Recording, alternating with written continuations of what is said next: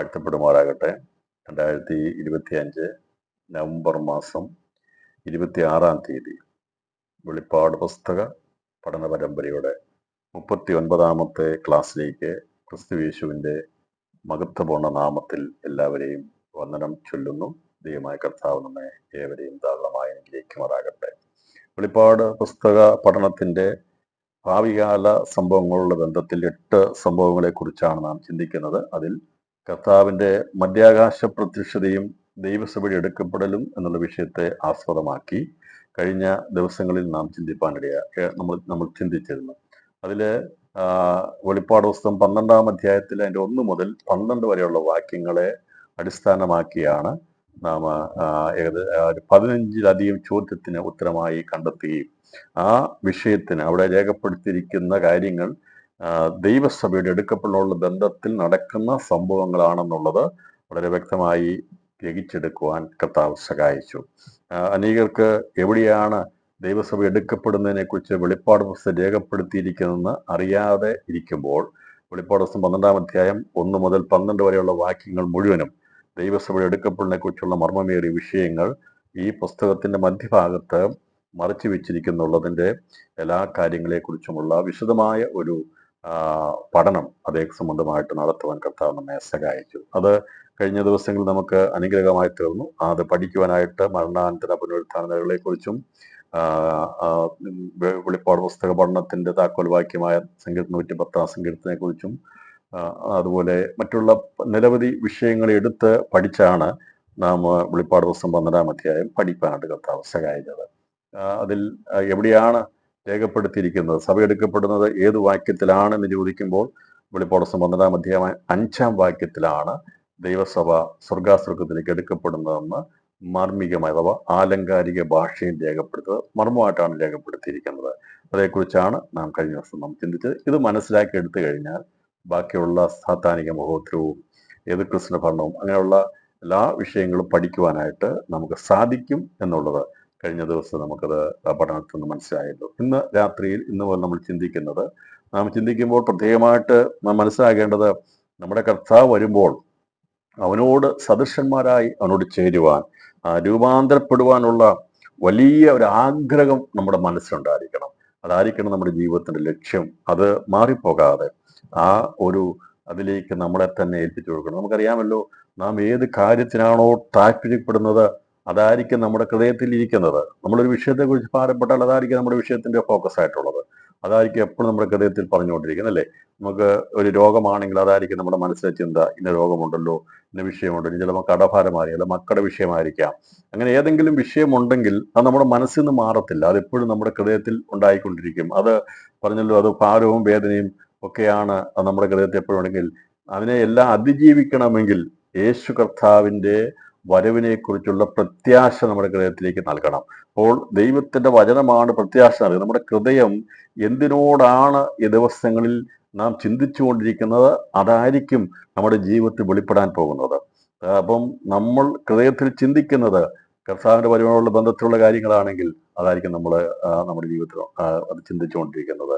അപ്പോൾ ലോകത്തിന്റെ ഗതിയെക്കുറിച്ച് നമുക്ക് ലോകം തിന്നുക, കുടിക്കുക, ആനന്ദിക്കുക, നാളെ മരിക്കുമല്ലോ എന്നുള്ള ചിന്തയിലേക്ക് ലോകം പോകുമ്പോൾ, ലോകത്തിന്റെ ലക്ഷണങ്ങളെല്ലാം പാപത്തിലേക്ക് നീങ്ങിക്കൊണ്ടിരിക്കുമ്പോൾ ദൈവമക്കളെ സംബന്ധിച്ചിടത്തോളം നമ്മളിൽ കാണേണ്ട ലക്ഷണം അതല്ല. നമ്മളിൽ കാണേണ്ടത് നമുക്കറിയാം, ലോകത്തിന്റെ ലക്ഷണങ്ങൾ മുഴുവനും കർത്താവ് പറഞ്ഞു.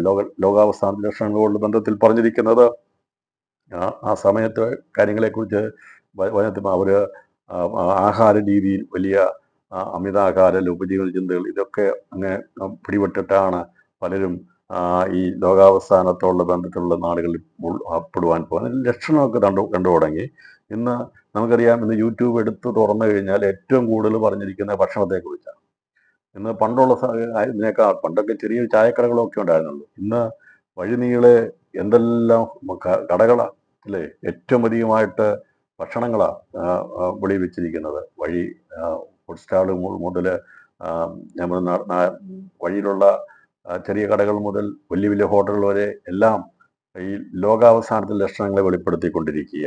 പക്ഷെ മനുഷ്യൻ അമിത ഭക്ഷണത്താലും ചിലർ ഉപജീവന ചിന്തകളാലും ഇങ്ങനെ ഭാരപ്പെട്ടിട്ട് ആ ദിവസം തിന്നുക, കുടിക്കുക, ആനന്ദിക്കുക എന്നൊരു കാലഘട്ടത്തിലേക്ക് ലോകം പോകുമ്പോൾ ദൈവമക്കൾ ആ ലക്ഷണമുള്ളവരായി തീരാൻ പാടില്ല.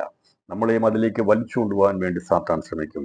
നമ്മുടെ ശ്രദ്ധയും അതിലേക്ക് കൊണ്ടുപോകും. എന്നാൽ പ്രിയപ്പെട്ടവരെ, രാത്രിയിൽ നമുക്ക് ആവശ്യമായത് നാം ദൈവഭയത്തിൽ വിശുദ്ധിയെ തികയ്ക്കുന്നവരായിരിക്കണം.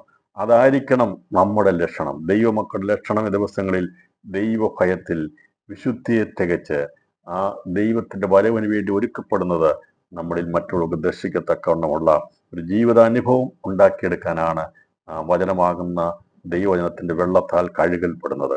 എല്ലാ ദിവസവും വചനം കേൾക്കുകയും പ്രാർത്ഥിക്കുകയും നമ്മുടെ മനസാക്ഷിയെ ശുദ്ധീകരിക്കുകയും നമ്മുടെ ഹൃദയത്തെ രക്തത്താൽ ക്രിസ്തുവിന്റെ രക്തത്താൽ ശുദ്ധീകരിച്ച് നമ്മുടെ ദേഹവും ദേഹിയും ആത്മാവും കർത്താവിന്റെ വരവെങ്കിൽ എടുക്കപ്പെടുവാൻ വേണ്ടി നാം പ്രാർത്ഥിച്ചു. കർത്താവ് പറഞ്ഞു, അത് അവൻ നിവർത്തിപ്പാൻ വിശ്വസ്തനാകുന്നു. നമ്മുടെ ദേഹത്തെയും ദേഹിയെയും ആത്മാവിനെയും പൂർണ്ണമായിട്ട് ശുദ്ധീകരിച്ച് ആ കർത്താവിനോട് ചേരുവാനുള്ള പദവിയിലേക്ക് നമ്മെ ആക്കിയെടുക്കുവാൻ വേണ്ടിയാണ് വിളിച്ചിരിക്കുന്നത്. വിളിച്ച ദൈവം വിശ്വസ്തനാണ്, അവൻ അത് നിർവഹിക്കും. നമ്മെ സ്വർഗീയ വിളിക്കായി വിളിച്ചു. ആ മകനീയ പദവിക്കായി ദൈവം നമ്മളെ വിളിച്ചപ്പോൾ ആ വിളിച്ച ദൈവം അത് നിവർത്തിപ്പാൻ അവൻ വിശ്വസ്തനാണ്. അതിനുവേണ്ടിയാണ് തൻ്റെ പുത്രനെ നമുക്ക് വേണ്ടി ജീവൻ നൽകി ക്രൂശിന്മേൽ രക്തമൊഴുക്കി നമ്മളെ ശുദ്ധീകരിപ്പാൻ വേണ്ടി പിതാവ് പ്ലാൻ ചെയ്തത്. അതിനുവേണ്ടിയാണ് തൻ്റെ പരിശുദ്ധാത്മാവിനെ ലോകത്തിലേക്ക് അയച്ചിരിക്കുന്നത്. അപ്പൊ നമ്മെ ശുദ്ധീകരിച്ചെടുത്ത് നമ്മുടെ ദേഹത്തെയും ദേഹിയെയും ആത്മാവിനെ ശുദ്ധീകരിപ്പാൻ ദിവസങ്ങളിൽ പ്രാർത്ഥിക്കണം. കർത്താവേ, എൻ്റെ ദേഹവും ദേഹിയും ആത്മാവും ശുദ്ധീകരിക്കപ്പെട്ട് അങ്ങയുടെ വരവെങ്കിൽ ദൈവമേ കളങ്കമില്ലാതെ എടുക്കപ്പെടുവാൻ ഞങ്ങളെ യോഗ്യരാക്കണമേ. എൻ്റെ തലമുറയെ യോഗ്യമാക്കണമേ. ദിവസം ദൈവസഭകളെ യോഗ്യമാക്കണമേ. നമുക്ക് ദിവസങ്ങളിൽ ഒരുങ്ങുവാൻ വിശുദ്ധിയിൽ ദൈവഭയത്തിൽ വിശുദ്ധിയെ തികച്ച് യേശു കർത്താവിന്റെ വരവിന് വേണ്ടി ഒരുക്കപ്പെടുവാൻ ദിവസങ്ങളിൽ ഓട്ടക്കളത്തിൽ ഓടുമ്പോൾ ആ വിരുദ് പ്രാപിപ്പാൻ വേണ്ടിയുള്ള വലിയ വാഞ്ചയോടെ ഓടണമെന്ന് രാത്രി ഒരിക്കൽ കൂടി ഞാൻ വിനീതമായിട്ട് നമ്മളെ ഓർപ്പിക്കുകയാണ്. നമ്മളെല്ലാവർക്കും ആവശ്യമാണിത്. ഇതെല്ലാവർക്കും ആവശ്യമായ വചനമാണ്. ആരെല്ലാം വിശ്വാസം വന്നിരിക്കുന്നുവോ അവിടെയെല്ലാം അൾട്ടിമേറ്റ് ആയിട്ടുള്ള ഏറ്റവും അതിപ്രസാദനമായിരിക്കുന്ന നമ്മുടെ അവസാനം അവിടെ എത്തുവോളം ക്രിസ്തുവിനെ നോക്കി ക്രൂശിനെ നോക്കി ശുദ്ധീകരണം പ്രാപിച്ച് മുന്നേറുവാൻ കർത്താവ് നമ്മെ സഹായിക്കട്ടെ. അങ്ങനെയെങ്കിൽ കർത്താവിന്റെ മധ്യാകാശ പ്രത്യക്ഷതയിൽ അവനോടുകൂടെ ഞൊടിയിടയ്ക്കുള്ളിൽ നാം സ്വർഗാസ്വർഗത്തിലേക്ക് പ്രവേശിക്കും എന്നാണ് കഴിഞ്ഞ നമ്മൾ ചിന്തിച്ച് അതിന്റെ സംഭവങ്ങളെക്കുറിച്ച് അന്ന് നടക്കുന്ന വിഷയങ്ങൾ എന്തായിരിക്കും, മധ്യാകാശത്ത് നടക്കുന്നത്, സ്വർഗാസ്വർഗത്തിൽ നടക്കുന്ന എന്ത് സംഭവമായിരിക്കും, ഭൂമിയിൽ നടക്കുന്ന സംഭവങ്ങൾ എന്തൊക്കെയാണ് നമ്മൾ ചിന്തിപ്പാനിടയാക്കുന്നത്. സ്വർഗാസ്വർഗത്തിലും പരദീസയാകുന്ന സ്വർഗത്തിലും ഭൂമിയിലും നടക്കുന്ന വിഷയങ്ങളെക്കുറിച്ചാണ് കഴിഞ്ഞ ദിവസം നമ്മൾ ചിന്തിപ്പാനിടയാക്കുന്നത്. ഇന്ന് മുതൽ നാം ചിന്തിക്കുന്നത് ഉൾപ്രാപണാനന്തര സഭ എവിടെ എന്നുള്ളതാണ്. അപ്പോൾ സ്വർഗത്തിലേക്ക് എടുക്കപ്പെട്ട സഭ അവിടെ എത്തിക്കഴിഞ്ഞാൽ സഭ പിന്നെ എവിടെയാണ്? അത് മറയപ്പെട്ടിരിക്കുകയാണോ, അതോ അതിനെ മനസ്സിലാക്കിയെടുക്കാൻ സാധിക്കുമോ, അത് അപ്രത്യക്ഷമായോ മണിയറയിലാണോ എന്നൊക്കെയുള്ളതാണ് നാം മനസ്സിലാക്കിയെടുക്കേണ്ടത്. അപ്പോൾ ഈ സഭ എടുക്കപ്പെട്ടു എന്നുള്ളത് നമുക്കറിയാം, അതെല്ലാവർക്കും അറിയാം. കർത്താവ് വരുമ്പോൾ സഭ എടുക്കപ്പെടുമെന്നും അറിയാം. അങ്ങനെ സഭ എടുക്കപ്പെട്ട് കഴിഞ്ഞാൽ സഭ പിന്നീട് എവിടെ എന്ന് ചോദിക്കുമ്പോൾ അതിനുള്ള ഉത്തരം പലർക്കും കണ്ടെത്താൻ കഴിയാത്തത് കൊണ്ടാണ് സാങ്കല്പികതകളിലേക്ക് കടന്നുപോയത്. സാങ്കല്പികത എന്ന് പറഞ്ഞാൽ ഉത്തരം കിട്ടാതെ വരുമ്പോഴത്തേന് നമ്മൾ തന്നെ അസ്യൂം ചെയ്യും, ഇന്നതായിരിക്കാം. അത് തെറ്റല്ല, അങ്ങനെ ഒരു ചിന്താഗതിയെ ഉണ്ടാക്കിയെടുക്കാൻ കഴിഞ്ഞുള്ളൂ. അത് ഒരു അസംഷനാണ്. അപ്പൊ അത് അങ്ങനെ ചിന്തിച്ച് പോയപ്പോൾ അതല്ല, അതിനപ്പുറമായിട്ട് ഇല്ലാത്തതിനെ കുറിച്ചുള്ള നാം ചിന്തിക്കേണ്ടത്, ഉള്ളതിനെ കുറിച്ച് മനസ്സിലാക്കുവാൻ എത്തണം. നിങ്ങൾ വിചാരിക്കരുത് ഇന്നോ ഇന്നലെയോ അല്ല ദൈവം എനിക്ക് വെളിപ്പാട് തന്നിരിക്കുന്നത്. വെളിപ്പാട് പുസ്തക പഠനത്തെക്കുറിച്ചുള്ള കാഴ്ചപ്പാട് ദൈവാത്മാവ് എനിക്ക് തന്നിരിക്കുന്നത് നീണ്ട 29, 25, 30 വർഷങ്ങൾക്ക് മുമ്പ് തന്ന ചിന്താഗതികളാണ്. ഇന്ന് തുടങ്ങിയ ടീച്ചിങ് അല്ലത്. ഇന്ന് ഈ കാലഘട്ടങ്ങളിൽ വെളിപ്പെടുത്തി തന്നതല്ല. ഞാൻ കർത്താവിനോട് 89 വിശ്വാസം വന്ന ശേഷമായി 92, 93 കാലഘട്ടങ്ങൾ കഴിഞ്ഞ് 95 കാലഘട്ടങ്ങൾ മുതൽ ഈ വചനവുമായിട്ടുള്ള വലിയ ബന്ധം എനിക്കുണ്ടായിരുന്നു. 95 മുതൽ എന്ന് പറയുമ്പോൾ ഏകദേശം 30 വർഷം ഈ വെളിപ്പാട് പുസ്തകത്തോടുള്ള ബന്ധത്തിലുള്ള പഠനം ദൈവാത്മാവ് നടത്തിയിട്ടുണ്ട്. അപ്പോൾ അതിൽ നിന്നുള്ള ഒരു വലിയൊരു ആഴമേറിയ കാഴ്ചപ്പാട് ദൈവം തന്നത്, അല്ലാതെ കഴിഞ്ഞ വർഷം കിട്ടിയതല്ല. ഞാൻ അന്നും ആ സമയങ്ങളിലും എവിടെയും എടുക്കുന്ന വിഷയം വെളിപ്പാട് പുസ്തകമായിരുന്നു. കാരണം ഞാൻ വളരെയധികം ആഗ്രഹിച്ചൊരു വിഷയമായിരുന്നു വെളിപ്പാട് പുസ്തകം, എൻ്റെ മർമ്മം മനസ്സിലാക്കാൻ വേണ്ടി. ദൈവകൃപയാൽ അല്പമെങ്കിലുമൊക്കെ വെളിപ്പെടുത്തി തന്നതാണ് നമ്മളിപ്പോൾ നമ്മൾ ഒരുമിച്ച് ചിന്തിച്ചുകൊണ്ടിരിക്കുന്നത്. ഇങ്ങനെ വിചാരിക്കരുത് ഈ വർഷം അല്ലെങ്കിൽ കഴിഞ്ഞ വർഷം അല്ലെങ്കിൽ 2-3 വർഷം മുമ്പ് അല്ല, അങ്ങനെയല്ല. ദൈവത്തിൻ്റെ പരിശുദ്ധാത്മാവ് സമുദ്രത്തിലെ മരണാന്തത്തിന്റെ നിരയെക്കുറിച്ചും തേജസ്സിനെക്കുറിച്ചും പുനരുത്ഥാനത്തെക്കുറിച്ചും സാത്താന്യ തന്ത്രങ്ങളെക്കുറിച്ചും ഒക്കെയുള്ള വിവരണങ്ങളത്തിൻ്റെ ഏകദേശമായിരിക്കുന്ന ഒരു കാഴ്ചപ്പാട് വർഷങ്ങൾക്ക് മുമ്പ് ദൈവം തന്നിരുന്നു. എന്നാൽ അത് ഓരോ വർഷം ചെല്ലും തോറും അതിൻ്റെ ആഴങ്ങൾ വർദ്ധിച്ചു വരികയും ദൈവകൃപയാൽ ഈ ദിവസങ്ങളിൽ ദൈവത്തിൻ്റെ പരിശുദ്ധാത്മാവ് നമുക്ക് മറിഞ്ഞിരിക്കുന്ന നിരവധി വിഷയങ്ങളെ മനസ്സിലാക്കി തരാൻ പരിശുദ്ധാത്മാവിന് കൃപ തോന്നുന്നതിനെ ഓർത്തും ഞാൻ ദൈവത്തിന് സ്തോത്രം ചെയ്യുന്നു. അപ്പോൾ ഇവിടെ ദൈവസഭ എടുക്കപ്പെട്ടാൽ പിന്നെ എവിടെയാണ് എന്നുള്ളത് നാം അത് അറിഞ്ഞിരിക്കണമെങ്കിൽ അതിനുവേണ്ടിയാണ് നാം ചിന്തിക്കുന്നത്.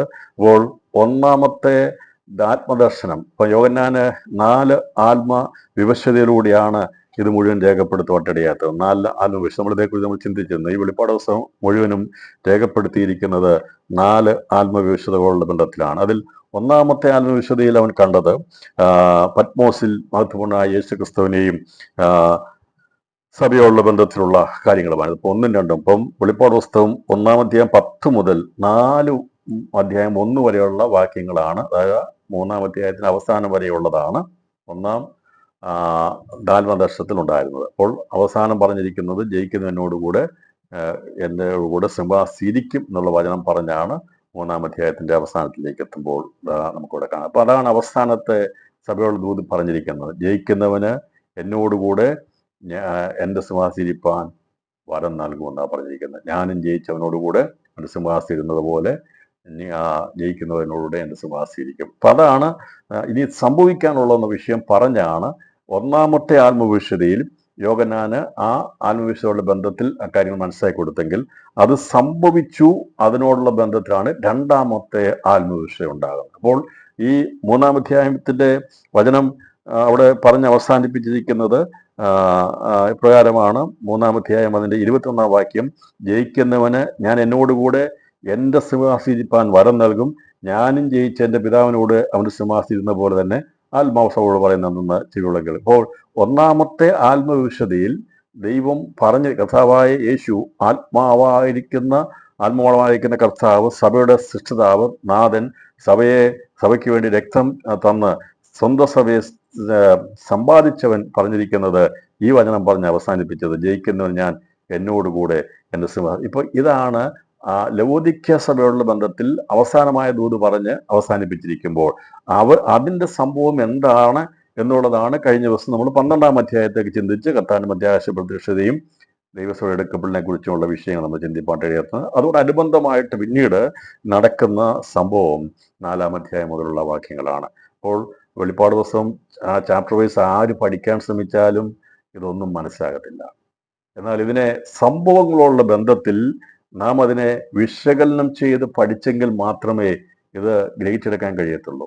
അങ്ങനെ ഒരു ഒറ്റ വചനമോ വാക്കോ പോലും ഇടാൻ പാടില്ല. ദൈവത്തിൽ നിന്ന് കൂട്ടാനും പറ്റത്തില്ല, കുറയ്ക്കാനും പറ്റത്തില്ല. എന്നാൽ വചനങ്ങളെ നമുക്ക് സന്ദർഭങ്ങളോടുള്ള ബന്ധത്തിൽ നമുക്ക് അതിനെ കണ്ടെത്തി പഠിക്കുന്നതിന് കുഴപ്പമില്ല. എന്നോട് ഞാൻ പറയാം, ദൈവവചനത്തിൽ ഒരു വാക്ക് പോലും ഉപേക്ഷിക്കാൻ പാടില്ല, കൂട്ടാനും പാടില്ല, കുറയ്ക്കാനും പാടില്ല.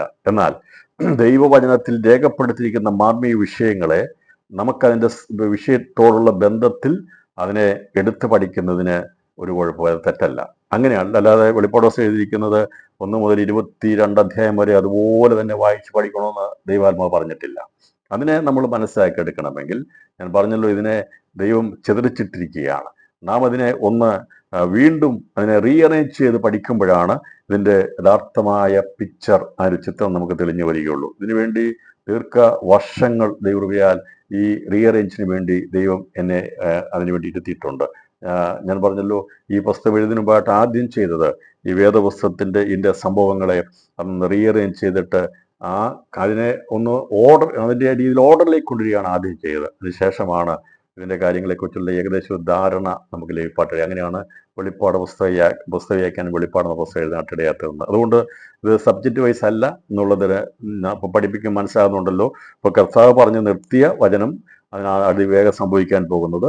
അത് സംഭവിക്കുന്ന എങ്ങനെയാണെന്നുള്ളത് കർത്താവിന്റെ മധ്യാകാശ പ്രത്യക്ഷമുള്ള ബന്ധത്തിൽ മനസ്സിലായി. അപ്പോൾ ആ ദർശനം, അത് സഭയോടുള്ള ബന്ധത്തിലുള്ള ദർശനം, അത് പറഞ്ഞ് പൂർത്തീകരിക്കുന്നതിനുള്ള ബന്ധത്തിൽ തീരുമ്പോൾ സഭയോട് പറഞ്ഞ ദൂത് അത് സംഭവിച്ചുകൊണ്ടിരിക്കുകയാണ്. അത് പറഞ്ഞ് അവസാനിപ്പിച്ചിരിക്കുന്നത് അവനോട് കൂടെ സിംഹാസീകരിക്കും എന്നുള്ളതാണ്. അപ്പോൾ എങ്ങനെ ഇരിക്കും, അത് എവിടെ ഇരിക്കും എന്നുള്ളത് നമ്മൾ നോക്കിയപ്പോൾ വെളിപ്പാട് 12-ാം അധ്യായത്തിൽ നമുക്ക് കണ്ടു. ഒരു ആൺകുട്ടിയെ, സകല ജാതികളെയും ഇരുമ്പുകോൽ കൊണ്ട് മേയ്പാവുള്ള ആൺകുട്ടിയെ പ്രസവിച്ചു. കുട്ടി ദൈവത്തിന്റെ അടുക്കിലേക്കും അവന്റെ സിംഹാസനത്തിലേക്കും പെട്ടെന്ന് എടുക്കപ്പെട്ടു. അപ്പോൾ ഈ വെളിപ്പാട് 12-ാം അധ്യായം 5-ാം വാക്യമാണ് ഈ വെളിപ്പാട് 3-ാം അധ്യായം 21-ാമത്തെ വാക്യം കഴിഞ്ഞാൽ പിന്നീട് നമ്മൾ ഈ വാക്യത്തിലേക്കാണ് കടന്നു പോകുന്നത്. അപ്പോൾ അതിനുള്ള പശ്ചാത്തലമാണ് വെളിപ്പാട് 12-ാം അധ്യായം 1 മുതൽ 4 വരെയുള്ള വാക്യങ്ങളും ആ സഭ എടുക്കപ്പെട്ട ശേഷമുള്ള കാര്യങ്ങളെക്കുറിച്ചാണ് എൻ്റെ 6 മുതൽ 18 വരെയുള്ള വാക്യങ്ങൾ രേഖപ്പെടുത്തിയിരിക്കുന്നത്. അപ്പോൾ ഇവിടെ സംഭവിക്കും. ഇപ്പം കർത്താവ് പറഞ്ഞ ഒരു കാര്യം സംഭവിക്കാതെ പോകത്തില്ല. എന്നോട് കൂടെ ഇരിക്കുമെന്ന് പറഞ്ഞിട്ടുണ്ടെങ്കിൽ അതെവിടെ സംഭവിക്കുന്നു? മേലാൽ സംഭവിപ്പാനുള്ള വിഷയത്തിനാണല്ലോ സംഭവിക്കുന്നത്. അതിനെ നമ്മൾ എവിടെയാണ് കണ്ടെത്തുന്നത്? വെളിപ്പാട് 12-ാം അധ്യായം 5-ാം വാക്യത്തില്. അപ്പോൾ 5-ാം വാക്യത്തിൽ കണ്ടെത്തിയപ്പോൾ മനസ്സിലായി, ഈ ആൺകുട്ടിയാണ് ആദ്യജാതന്മാരുടെ സഭയായി ജയാളികളായി സ്വർഗത്തിലേക്ക് എടുക്കപ്പെടുന്നത് എന്നുള്ളത് നമുക്ക് മനസ്സിലാക്കാൻ സാധിച്ചപ്പോൾ അതിന്റെ 12-ാം അധ്യായത്തിന്റെ 1 മുതൽ 4 വരെയുള്ള വചനങ്ങൾ പർദീസ അതിനെ ആൺകുട്ടിയെ പ്രസവിക്കുന്നതിനുള്ള ബന്ധത്തിലുള്ള കാര്യങ്ങൾ എങ്ങനെയാണെന്നുള്ള സന്ദർഭം മനസ്സിലായി. അപ്പോൾ അതിനെ നശിപ്പിക്കാൻ വേണ്ടി, തിന്നുകളയാൻ വേണ്ടി നിൽക്കുന്ന സാത്താനെക്കുറിച്ചും അവൻ്റെ ത്രിമൂർത്തികളെക്കുറിച്ചുള്ള കാര്യങ്ങളും ഗ്രഹിപ്പാൻ ഇടയായിരുന്നു. പിന്നീട് നടക്കുന്ന കാര്യങ്ങൾ, മധ്യാകാശ യുദ്ധത്തെക്കുറിച്ചും മരുഭൂമിയെക്കുറിച്ചും ഒക്കെ ഉള്ള കാര്യങ്ങൾ നമ്മൾ ചിന്തിച്ചപ്പോൾ ഇപ്പോൾ 1-ാമത്തെ ആത്മവിശുദ്ധ തീരുകയും 2-ാമത്തെ ആത്മവിശുദ്ധയുടെ തിരശ്ശീല നിവർത്തപ്പെടുകയും ചെയ്യുന്ന 4-ാം അധ്യായം മുതലാണ്. അപ്പോൾ സഭ എടുക്കപ്പെട്ടു എന്നുള്ളത് നമുക്കത് മനസ്സിലായി. അപ്പോൾ അതുകൊണ്ട് 1-ാം അധ്യായം 4-ാം അധ്യായത്തിന് 1 മുതലുള്ള വാക്യങ്ങൾ വായിക്കുക. അനന്തരം സ്വർഗത്തിൽ ഒരു വാതിൽ തുറന്നിരിക്കുന്നത് ഞാൻ കണ്ടു. അപ്പോൾ കണ്ടിട്ട് പറയുകയാണ്, ഇതിപ്പം കർത്താവിന്റെ മധ്യാകാശത്തിൽ സഭ എടുക്കപ്പെടും എന്നുള്ളത് അത് സ്വർഗത്തിൽ നടക്കുന്ന സംഭവമാണ്. അത് നടക്കുന്ന വിഷയങ്ങൾ, ഭൂമിയിൽ നടക്കുന്ന സംഭവങ്ങളുണ്ട്, മധ്യാകാശം നടക്കുന്ന സംഭവമുണ്ട്, സ്വർഗാസ്വർഗത്തിൽ നടക്കുന്ന സംഭവമുണ്ട്. അപ്പം അതേക്കുറിച്ചുള്ള കാഴ്ചപ്പാട്, മേലാളുള്ള സംഭവങ്ങളുടെ വിഷയ ബന്ധത്തിൽ ഇത് യോഹന്നാന് മനസ്സിലാക്കി കൊടുത്തു. എന്നാൽ അതിന്റെ പശ്ചാത്തലം കാണുമ്പോൾ ഇവിടെ രേഖപ്പെടുത്തിയിരിക്കുന്നത്, അന്തസ്വർഗത്തിൽ ഒരു വാതിൽ തുറന്നിരിക്കുന്നത് ഞാൻ കണ്ടു. കാഹളനാദം പോലെ എന്നോട് സംസാരിച്ച് കേട്ട ആദ്യത്തെ ശബ്ദം എന്നോട്, ഇവിടെ കയറി വരിക, മേലാൽ സംഭവിപ്പാളുള്ളത് ഞാൻ നിനക്ക് കാണിച്ചു തരാം എന്ന് പറഞ്ഞു. ഈ വചനത്തെ ആസ്പദമാക്കി നമ്മൾ ചിന്തിച്ചിരുന്നു. അതുകൊണ്ട് ഇന്ന് രാത്രി വീണ്ടും ഞാൻ അതിലേക്ക് പോകുന്നില്ല.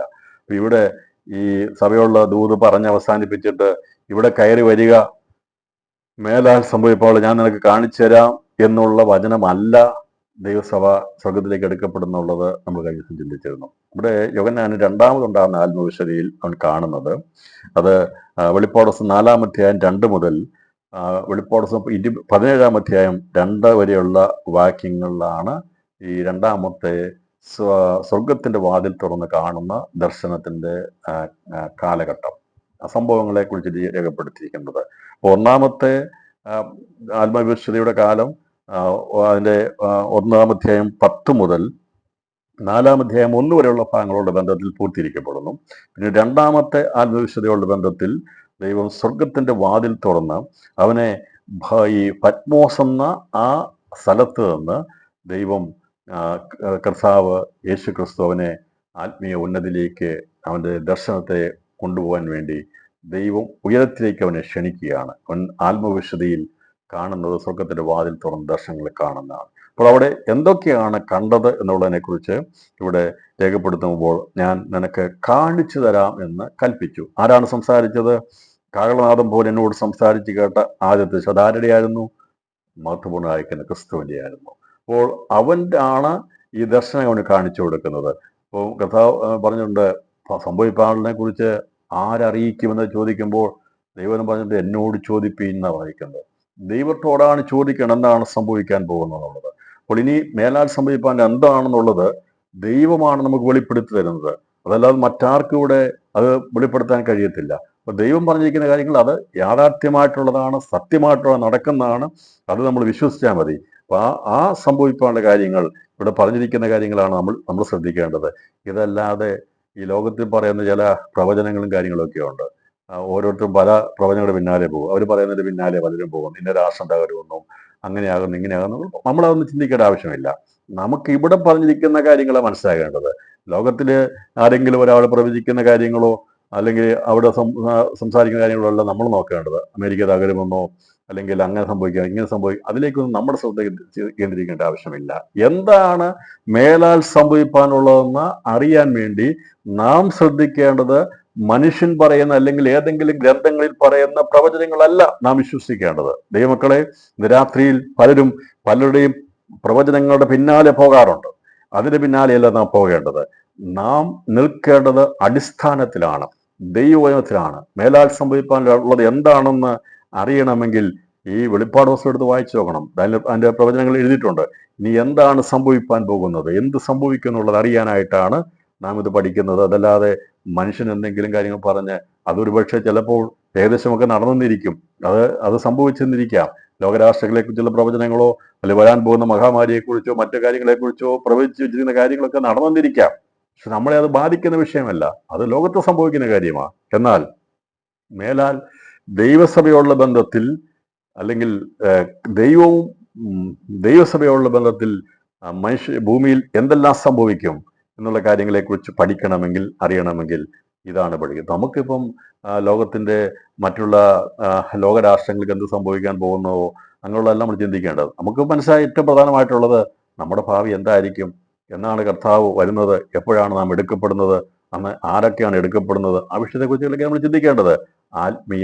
ആത്മീയമായത് ചിന്തിക്കുന്നു. ഇപ്പം നമുക്ക് നമ്മുടെ ശ്രദ്ധയും പഠനവും മറ്റുള്ള വിഷയങ്ങളിലേക്കല്ല നമ്മുടെ മനസ്സ് ഫോക്കസ് ചെയ്യേണ്ടത്. നാം ദൈവത്തിലാണ് ചിന്തിക്കേണ്ടത്. ബാക്കിയുള്ളതൊക്കെ ലോകത്തോടുള്ള ബന്ധത്തിൽ അവർ പ്രവചിക്കട്ടെ, അവരത് നടത്തട്ടെ, അവരുടെ കാര്യങ്ങൾ പോകട്ടെ. പക്ഷേ നമ്മുടെ കരങ്ങൾ എടുത്തിരിക്കുന്ന ബൈബിളിൽ മാത്രമേ നമ്മുടെ ശ്രദ്ധ കേന്ദ്രീകരിക്കാവുള്ളൂ, അതിൽ മാത്രമേ വിശ്വസിക്കാവുള്ളൂ. നമ്മുടെ കർത്താവ് പറഞ്ഞ കള്ളപ്രവാചകന്മാർ പലരും വന്ന് പലരെയും തെറ്റിക്കുമെന്ന് പറഞ്ഞിരിക്കുന്നത്. അതുകൊണ്ട് ഇതിൽ പറഞ്ഞിരിക്കുന്ന കാര്യങ്ങളായിരിക്കണം നമ്മുടെ ശ്രദ്ധാകേന്ദ്രങ്ങൾ. ബാക്കിയുള്ളതൊക്കെ നടക്കുകയോ നടക്കാതിരിക്കുകയോ അത് പ്രവചിച്ചിട്ടുണ്ട്, അങ്ങനെ നടന്നിട്ടുണ്ട്, അതൊക്കെ ഞാൻ പറഞ്ഞല്ലോ, അത് അതിൻ്റെ ഇഷ്ടം നടക്കട്ടെ. അപ്പം അതേക്കുറിച്ച് ഞാൻ ഇന്ന് രാത്രിയിൽ കൂടുതൽ പറയാനായിട്ട് ആഗ്രഹിക്കുന്നില്ല. അപ്പം നമുക്ക് മേലാൽ സംഭവിക്കാനുള്ള വിഷയങ്ങളുടെ ബന്ധത്തിൽ നാം ചിന്തിക്കുമ്പോൾ ഇവിടെ പറഞ്ഞിരിക്കുന്നത് എന്താണ് യോഹന്നാനെ ആത്മാവിവശനായി കണ്ടെന്ന് പറയുമ്പോൾ ആദ്യമായിട്ട് അവൻ പറയുകയാണ്, ഉടനെ ഞാൻ ആത്മവിവശനായി സ്വർഗത്തിലൊരു സിംഹാസനം വെച്ചിരിക്കുന്നതും സിംഹാസനത്തിൽ ഒരുവൻ ഇരിക്കുന്നതും കണ്ടു. അപ്പോൾ സ്വർഗീയ സിംഹാസനത്തിന്റെ ദർശനം അവന് വെളിപ്പെടുത്തി കൊടുക്കണം. അപ്പൊ രണ്ടാമത്തെ ആത്മവിശുദ്ധയാണ്. പിന്നെ 3, 4 ആത്മവിശുദ്ധ എന്നുള്ളത് അത് മരുഭൂമിയിലേക്ക് കൊണ്ടുപോയിട്ടുള്ള പ്രതികാര ദിവസം മുതൽ സേനാ ദിവസം വരെ, ആ പ്രതികാര ദിവസം മുതൽ ഉണ്ടാക്കാനുള്ള ദിവസം വരെയുള്ള ദിവസത്തെക്കുറിച്ചുള്ള 7 ദിവസങ്ങളുടെ ബന്ധത്തിലുള്ള കാര്യങ്ങളാണ് ഈ മൂന്നാമത്തെ ആത്മവിശുദ്ധയിൽ പറഞ്ഞിരിക്കുന്നത്. അതിന്റെ അവസാനമായിരിക്കുന്നത് വൻമലയിൽ കൊണ്ടുപോയി ഇറങ്ങി വരുന്ന നിത്യതയുടെ നഗരമാകുന്ന സ്വർഗീയ നിശ്ചയത്തിനെ കുറിച്ചുള്ള കാര്യമാണത്. വെളിപ്പാട് 24:10 മുതൽ 22 മുതൽ 22 21 വാക്യങ്ങളാണ്. ഈ ഓരോന്നും 4 ആത്മവിശുദ്ധകളെ കുറിച്ചാണ് നമ്മൾ പഠിക്കുന്നതിൽ ഒരെണ്ണം പഠിച്ചു കഴിഞ്ഞു. രണ്ടാമത്തിലേക്കാണ് നാം പ്രവേശിച്ചിരിക്കുന്നത്. രണ്ടാമത്തെ ആത്മവിശുദ്ധയിൽ അവൻ കാണുന്ന സ്വർഗം തുറന്ന ദർശനങ്ങളെ കാണുകയാണ്. സ്വർഗീയ സിംഹാസനത്തിന്റെ ദർശനം ദൈവം മറച്ചു വെച്ചിരിക്കുകയാണ്. അത് വെളിപ്പെടുത്തി കൊടുക്കേണ്ട പോലെ യോഹന്നാന് വെളിപ്പെടുത്തിയ പോലെ ആർക്കും വെളിപ്പെടുത്തിയിട്ടില്ല. അപ്പൊ 2000 വർഷം മുമ്പ് വരെ ഇതേക്കുറിച്ചുള്ള വെളിപ്പാട് ആർക്കും ലഭിച്ചിരുന്നില്ല. എന്നാൽ ഇതിനോടുള്ള ബന്ധത്തിൽ ചിലർക്ക് ചില സന്ദർഭങ്ങളിൽ സ്വർഗീയ സിംഹാസന ദർശനം കിട്ടിയിട്ടുണ്ട്. അപ്പം യോഹന്നാന് മാത്രമാണോ ഇങ്ങനെയുള്ള സ്വർഗീയ സിംഹാസന ദർശനം കിട്ടിയെന്ന് ചോദിച്ചാൽ അല്ല. ഇതിനു മുമ്പും നമുക്ക് കാണാൻ സാധിക്കുന്ന പഴയ നിയമത്തിൽ 4 സന്ദർഭങ്ങളിലും പുതിയ നിയമത്തിൽ ഒരു സന്ദർഭത്തിലും സ്വർഗം തുറന്നിരിക്കുന്നതും ദർശനങ്ങൾ കാണുന്നതുമായിട്ടുള്ള ഭാഗങ്ങൾ രേഖപ്പെടുത്തിയിട്ടുണ്ട്. പക്ഷേ അവിടെ പറഞ്ഞിരിക്കുന്ന കാര്യങ്ങൾ അത് ഒരു സന്ദർഭത്തോട് ബന്ധത്തിലുള്ള കാര്യങ്ങൾ മാത്രമായിരുന്നു. എന്നാൽ ഇവിടെ രേഖപ്പെടുത്തിയിരിക്കുന്നത് ഇനി സംഭവിക്കാനുള്ള മുഴുവൻ കാര്യങ്ങളെക്കുറിച്ച് വെളിപ്പെടുത്തിയിരിക്കുകയാണ്. അപ്പോൾ പഴയ നിയമത്തിലെ പ്രവാചകന്മാർക്ക് ചില കാര്യങ്ങളെക്കുറിച്ചുള്ള കാഴ്ചപ്പാട് അതിനോട് ബന്ധത്തിൽ കൊടുത്തിട്ടുണ്ട്. അല്ല അവർക്ക് എന്നാൽ അത് മുഴുവനും വെളിപ്പെടുത്തിയിട്ടില്ല. എന്നാൽ ദൈവസഭയാകുന്ന നമുക്ക് സ്വർഗത്തിൽ ഉള്ള കാര്യം, അപ്പൊ അബ്രഹാമോട് പറഞ്ഞു തൻ്റെ സ്നേഹിതനോട് പറയാതെ ഞാൻ ഒരു കാര്യം ചെയ്യത്തില്ലെന്ന് പറഞ്ഞു. അപ്പൊ സ്നേഹിതനോട് പറഞ്ഞിട്ട് ചെയ്യേണ്ട കാര്യങ്ങളൊക്കെയാണ് പഴയ നിയമത്തിൽ വെളിപ്പെടുത്തിയിരിക്കുന്നത്, സ്നേഹിതന്മാരോട് പറയേണ്ട കാര്യങ്ങൾ. എന്നാൽ സ്വർഗത്തിൽ മറിഞ്ഞിരിക്കുന്ന മർമ്മമേറിയ പുത്രനോട് പറയുന്ന കാര്യങ്ങൾ അത് ദൈവമക്കളോട് പറയേണ്ടത്, അത് മുഴുവനും വെളിപ്പെടുത്തേണ്ടത് നമുക്കാണ്. അബ്രഹാമിനോട് സ്നേഹിതനുള്ള ബന്ധത്തിലാണ് വെളിപ്പെടുത്തുക പഴയ നിയമം. സ്നേഹിതനോടുള്ള ബന്ധത്തിലാണെങ്കിൽ നമ്മെ സ്നേഹിതന്മാരോ ദാസന്മാരോടുള്ള ബന്ധത്തെയല്ല, അധികാരികളോ അധികാരം പ്രാപിക്കുന്ന, അവനോട് അവകാശമായിത്തീരുന്ന, അവന്റെ സ്വന്തമായിത്തീരുന്നവരോടുള്ള ഒരു അതിലാണ് സ്വർഗീയ സിംഹാസനം അത് ദർശനം മുഴുവനായി വെളിപ്പെടുത്തി കിട്ടിയിരിക്കുന്നത്. അപ്പോൾ എത്ര അധികം ഭാഗ്യമുണ്ടായിരിക്കണം സ്വർഗത്തിൽ ദൈവം എന്നേക്കുമായി കരുതിയിരുന്ന, അഥവാ ലോകസ്ഥാപനത്തിന് മുമ്പ് കണ്ടിരുന്നതും എങ്ങനെ ആ കാര്യങ്ങൾ പൂർത്തീകരിക്കുമെന്നുള്ളതായ ചിത്രം ദൈവം പ്രദർശിപ്പിച്ചു കൊടുക്കുമ്പോൾ അതിൻ്റെ മർമ്മങ്ങൾ മനസ്സിലാക്കിയെടുക്കുവാൻ ഇന്നത്തെ കാലഘട്ടത്തിൽ ദൈവം നമുക്ക് കൃപ നൽകുന്നുണ്ടെങ്കിൽ നാം എത്ര ഭാഗ്യവാന്മാരാണ് പ്രിയപ്പെട്ടവരെ. ലോകത്തിന്റെ രാജ്യങ്ങളിൽ എന്തെല്ലാം കാര്യങ്ങൾ തീരുമാനമെടുക്കുന്നുണ്ട്, ഏതെല്ലാം കാര്യങ്ങൾ ചിന്തിക്കുന്നുണ്ട്. നമുക്കറിയാം പല യുദ്ധങ്ങളും അവർ അറ്റാക്ക് ചെയ്ത് കഴിയുമ്പോഴായിരിക്കും നാളത്തെ പേപ്പറിൽ വരുന്നത്. അത് ബാക്കിയുള്ള എല്ലാം രഹസ്യങ്ങളായിരിക്കും. പല പല പല പല ദൗത്യങ്ങളും രഹസ്യമായിട്ട് ആലോചിച്ച് ചെയ്തിട്ടാണ് അത് പരസ്യപ്പെടുത്തുന്നത്. എന്നാൽ സ്വർഗത്തിന്റെ ദൈവം അത് നമുക്ക് വേണ്ടി അത് സംഭവിക്കുന്നതിന് മുമ്പ് നമുക്കത് വരച്ചു തന്നിരിക്കുക. ഇന്നതിന്നത് സംഭവിക്കാൻ പോകുന്നുള്ളൂ. രാത്രി മനസ്സിലായല്ലോ. സ്വർഗീയ സിംഹാസന ദർശനം ദൈവം മറച്ച് വെച്ചിരുന്നത് മറ്റാർക്കും വെളിപ്പെടുത്തി കൊടുക്കാതെ നമുക്ക് വെളിപ്പെടുത്തി തന്നിരിക്കുക. ഞാൻ പറഞ്ഞല്ലോ, പലതും നാളെ പേപ്പർ വായിക്കുമ്പോഴായിരിക്കും അവർ പോയി അറ്റാക്ക് ചെയ്തു എന്ന് പറയുന്നത്. നമുക്കറിയാം പല യുദ്ധങ്ങളെ കുറിച്ച് പറയുമ്പോൾ പേപ്പർ നാളെ വരുള്ളൂ, അതിന് മുമ്പുള്ള പ്ലാനിങ് ഒക്കെ അന്നേ അവരെടുത്തതാ, എന്നിട്ടാണത് ചെയ്യുന്നത്. പക്ഷെ അതൊന്നും ഡിസ്ക്ലോസ് ചെയ്യത്തില്ല, ആർക്കും അറിയത്തില്ല, അത് അറിയേണ്ടവർ മാത്രമേ അറിയത്തുള്ളൂ. അങ്ങനെയാണെങ്കിൽ ദൈവത്തിന്റെ വരാൻ പോകുന്ന ഈ ഭൂമിയിലേക്ക് എന്ത് സംഭവിക്കും, നിത്യതയിലേക്ക് അല്ലെങ്കിൽ വരുവാനുള്ള ലോകം വരെയുള്ള കാര്യങ്ങൾ എന്തായിരിക്കും എന്നുള്ളത് നമുക്ക് ദൈവം അതിന്റെ ബ്ലൂ പ്രിന്റ് തന്നിരിക്കുകയാണ്. നമ്മുടെ കയ്യിലിരിക്കുന്ന പുസ്തകം വരാനുള്ള കാര്യങ്ങളെക്കുറിച്ച് ചില കാര്യങ്ങളാണ് പറഞ്ഞിരിക്കുന്നത്. അതറിയാൻ താല്പര്യമുണ്ടെങ്കിൽ അവനോട് ആ ഭാഗത്ത് നാം പങ്കാളികളാകുന്നത് കൊണ്ടാണ് നമ്മളത് അറിയിക്കുന്നത്. നമ്മളതിൽ പങ്കാളികളാകുന്നതുകൊണ്ടാണ്. വരാൻ പോകുന്ന കാര്യങ്ങളിൽ ദൈവസഭ, ആദിജാതന്മാരുടെ സഭ പങ്കാളികളാകുന്നതുകൊണ്ടാണ് വരാൻ പോകുന്ന മുഴുവൻ കാര്യങ്ങളും അറിയിച്ചത്. അബ്രഹാമോട് പറഞ്ഞത് സൊദോം ഗൊമോറ നശിപ്പിക്കുന്നതിനെ കുറിച്ചാണ് പറഞ്ഞത്. സ്നേഹിതനോട് പറഞ്ഞ അത്രേ കാര്യങ്ങളെ പറഞ്ഞുള്ളൂ. അതിനോട് മാർമികമായ വിഷയങ്ങൾ വാക്തത്വങ്ങളായി കൊടുത്തിരുന്നു. എന്നാൽ പുത്രൻ മുഖാന്തരം നമ്മോട് ഈ കാലഘട്ടത്തിൽ അള്ളിച്ചിരിക്കുന്നത് നാം അവകാശികളായി പുത്രനോട് സദൃശന്മാരായി തീരുന്നുകൊണ്ട് മറനീക്കി നമുക്ക് വെളിപ്പെടുത്തിയിരിക്കുന്നു. അതുകൊണ്ടാണ് ഇതിനെ വെളിപ്പാട് പുസ്തകമെന്ന് വെളിപ്പാടെന്ന് പറഞ്ഞിരിക്കുന്നത്. അപ്പം വരാൻ പോകുന്ന കാര്യങ്ങളെ മറനീക്കി നമുക്ക് വെളിപ്പെടുത്തി തന്നിരിക്കുന്നതുകൊണ്ടാണ് ഇതിനെ വെളിപ്പാട് എന്ന് പറഞ്ഞിരിക്കുന്നത്. അപ്പോൾ സ്വർഗീയ സിംഹാസനത്തിന്റെ ദർശനം ദൈവം മറച്ചു വെച്ചിരുന്നതിനെ നമുക്കത് വെളിപ്പെടുത്തി തന്നു. അതാണ് സിംഹാസനത്തിന്റെ ദർശനം എന്ന് പറഞ്ഞാൽ ഏറ്റവും അതിപ്രധാനമായിട്ടുള്ളതാണ്. അതിനേക്കാൾ കൂടുതലായിട്ടൊന്നുമില്ല, അത് നമുക്ക് വെളിപ്പെടുത്തിയിരിക്കുകയാണ്. യോബിന്റെ പുസ്തകം 26-ാം അധ്യായം 9-ാമത്തെ വാക്യത്തിൽ പറഞ്ഞിരിക്കുന്നത് സ്വർഗീയ സിംഹാസന ദർശനം അവൻ മറച്ചു വെച്ചിരിക്കുന്നതാണ്. അവൻ സ്വർഗീയ സിംഹാസന ദർശനം 9-ാം വാക്യം, തൻ്റെ സിംഹാസന ദർശനം അവൻ മറച്ചു വെക്കുന്നു, അതിന്മേൽ തൻ്റെ മേഘം വിരിക്കുന്നു. 26-9 പറഞ്ഞിരിക്കുകയാണ്, തൻ്റെ സിംഹാസന ദർശനം അവൻ മറച്ചു വെക്കുന്നു, അതിന്മേൽ തൻ്റെ മേഘം വിരിക്കുന്നു. അപ്പോൾ ഈ മറച്ചു വെച്ചിരുന്ന മേഘം കൊണ്ട് വിരിച്ചു വെച്ചിരുന്ന സ്വർഗീയ സിംഹാസനത്തിന്റെ ദർശനം സ്വർഗത്തിന്റെ വാതിൽ തുറന്ന് വരാൻ പോകുന്ന കാര്യങ്ങളെക്കുറിച്ച് ദർശനമായിട്ട് കൊടുക്കുകയാണ്. എന്നാൽ ഞാൻ പറഞ്ഞത് 4 സന്ദർഭങ്ങളിൽ ദൈവത്തിന്റെ സിംഹാസന ദർശനത്തെക്കുറിച്ച് പറഞ്ഞിട്ടുണ്ട്. അതിലെ ഒന്നാമത്തെ സംഭവം നടക്കുന്നത് 2 രാജാക്കന്മാരുടെ പുസ്തകം 22-ാം അധ്യായം 19-ാം വാക്യത്തിലാണ്. അവിടെ രേഖപ്പെടുത്തിയിരിക്കുന്നത്, അതിനവൻ പറഞ്ഞത്, എന്നാൽ നീ യഹോവയുടെ വചനം കേൾക്ക, യഹോവ തൻ്റെ സിംഹാസനത്തിൽ ഇരിക്കുന്നതും സ്വർഗത്തിലെ സൈന്യം ഒക്കെയും അവന്റെ അടുക്കൽ വലത്തും ഇടത്തും നിൽക്കുന്നതും ഞാൻ കണ്ടു എന്നാണ് പറഞ്ഞിരിക്കുന്നത്. അവൻ കണ്ടു. ആരാണ് കാണുന്നത്? ഇമ്ളിയുടെ മകനായ മീഖായാവ് എന്ന ഇസ്രായേൽ പ്രവാചകൻ ആഹാബ് രാജാവിന്റെ കാലത്തുണ്ടായ ദർശനം. ആഹാബിന്റെ കാലത്തുണ്ടായ ആ സമയത്ത് ദൈവം സ്വർഗത്തിന്റെ സിംഹാസന ദർശനം ഈ ഇമ്ളയുടെ മകനായ മീഖായാവ് എന്ന പ്രവാചകന് വെളിപ്പെടുത്തി കൊടുത്തു. പറയാണ് അതിനാണ് പറഞ്ഞത്, എന്നാൽ നീ യഹോവയുടെ വചനം കേൾക്ക, യഹോവ തന്റെ സിംഹാസനത്തിൽ ഇരിക്കുന്നതും സ്വർഗത്തിലെ സൈന്യമൊക്കെയും അവന്റെ അടുക്കൽ വലത്തും ഇടത്തും നിൽക്കുന്നതും ഞാൻ കണ്ടു എന്നാണ് പറഞ്ഞിരിക്കുന്നത്. ഇത് സ്വർഗത്തിന്റെ ദർശനമാണോ അതോ സ്വർഗമാകുന്ന പർദീസിലെ ദർശനമാണോ എന്നുള്ളത് നമുക്കിവിടെ വ്യക്തമാക്കി മനസ്സിലായി. ഇപ്പൊ ഇത് സ്വർഗത്തിന്റെ ദർശനം ആകണമെന്നില്ല. കാരണം ഇത് അന്ന് വെളിപ്പെടുത്തിയപ്പോൾ പർദീസയിൽ സ്വർഗത്തിൽ ദൈവം ഇറങ്ങി വരാറുണ്ട്. അപ്പോൾ അവിടെയാണ് അവൻ്റെ ഇടത്തും വലത്തും നിൽക്കുന്നതായിട്ടുള്ള എണ്ണം സാധനമുള്ളത് നമുക്ക് അതിൻ്റെ പശ്ചാത്തലത്തിലേക്ക് ഞാൻ പോകും. നമ്മൾ അതെല്ലാം ചിന്തിക്കുന്നത് നമ്മളിവിടെ ചിന്തിക്കുന്ന സന്ദർഭത്തെക്കുറിച്ചാണ് പറഞ്ഞിരിക്കുന്നത്. രണ്ടാമത്തെ ദർശനമുണ്ടാകുന്ന ആമോസിന്റെ മകനായ യെശയ്യാവിന് ഉസ്സിയാവ് മരിച്ച ആണ്ടിലുണ്ടായ ദർശനത്തെക്കുറിച്ച് നമുക്കറിയാം. നമ്മളെല്ലായ്പ്പോഴും കേൾക്കുന്ന മിക്കവാറും ഒരുപാട് അതേക്കുറിച്ച് പ്രസംഗം കേട്ടിട്ടുള്ളതാണ്. യെശയ്യാവിന്റെ 6-1 മുതൽ 4 വരെയുള്ള വാക്യങ്ങൾ. ഉസ്സിയാവ് മരിച്ച ആണ്ടിൽ കർത്താവ് ഉയർന്നും പൊങ്ങിയുമുള്ള സിംഹാസനം ഞാൻ കണ്ടു. അവന്റെ വസ്ത്രത്തിന്റെ വിളമ്പുകൾ മന്ദിരത്തെ നിറച്ചിരുന്നു. സാറാഫുകൾ അവന് ചുറ്റും നിന്നു. യഹോവ പരിശുദ്ധൻ പരിശുദ്ധൻ പരിശുദ്ധൻ സർവ്വഭൂമിയും അവന്റെ മഹത്വം കൊണ്ട് നിറഞ്ഞിരിക്കുന്നെന്ന് ആർത്ത് പറഞ്ഞു. അവർ ആർക്കുന്ന ശബ്ദത്താൽ ഉമ്മരിപ്പടികളുടെ അടിസ്ഥാനങ്ങൾ കുലുങ്ങി ആലയം പോകുന്നത്. ഇത് സ്വർഗാസ്വർഗത്തിന്റെ ദർശനമാണ് ഇവിടെ കൊടുത്തിരിക്കുന്നത്. എന്നാൽ 1 രാജാക്കന്മാരുടെ പുസ്തകത്തിൽ പറഞ്ഞിരിക്കുന്നത് പർദീസയിലുള്ള സ്വർഗത്തിൽ ദൈവത്തിന്റെ ഇടത്തും വലത്ത് നിൽക്കുന്ന ആ സന്ദർഭത്തിൽ പറയുന്ന കാര്യമാണ്. അതിന്റെ സന്ദർഭം അവൻ ബോഷ്കിന്റെ ആത്മാവിനെ പോകാമെന്ന് പറയുമ്പോൾ അനുവാദം കൊടുക്കുകയാണ്. സ്വർഗാസ്വർഗത്തിൽ അങ്ങനെ ഒരു സംഭവമില്ല. ഇവിടെ പർദീസിലാണ് അവൻ അനുവാദം കൊടുത്തിട്ട് ഒരു ദൂതൻ എന്ത് ചെയ്യുന്നു വന്നിട്ട് അതിനെ യുദ്ധത്തിന് വശീകരിക്കുന്നതായിട്ട് പറഞ്ഞിരിക്കുന്നത്. അതുകൊണ്ടാണ് ഞാൻ പറഞ്ഞത് പർദീസയിലെ സന്ദർഭമാണെങ്കിൽ ഈ ആമോസിന്റെ മകനാകുന്ന യെശയ്യാവിന് ഉസ്സിയാവിന്റെ കാലത്തുണ്ടാകുന്നത് സ്വർഗാസ്വർഗത്തിലെ ദർശനമാണ്. അവിടെ യഹോവ പരിശുദ്ധൻ പരിശുദ്ധൻ പറഞ്ഞുകൊണ്ട് സാറാഫുകൾ ദൈവത്തെ മഹത്വപ്പെടുന്നതിനെ കുറിച്ച് രേഖപ്പെടുത്തിയിരിക്കുന്നു. അതിന്റെ മൂന്നാമത്തെ സന്ദർഭം യെഗസ്കേൽ 1 വാക്യമാണ്.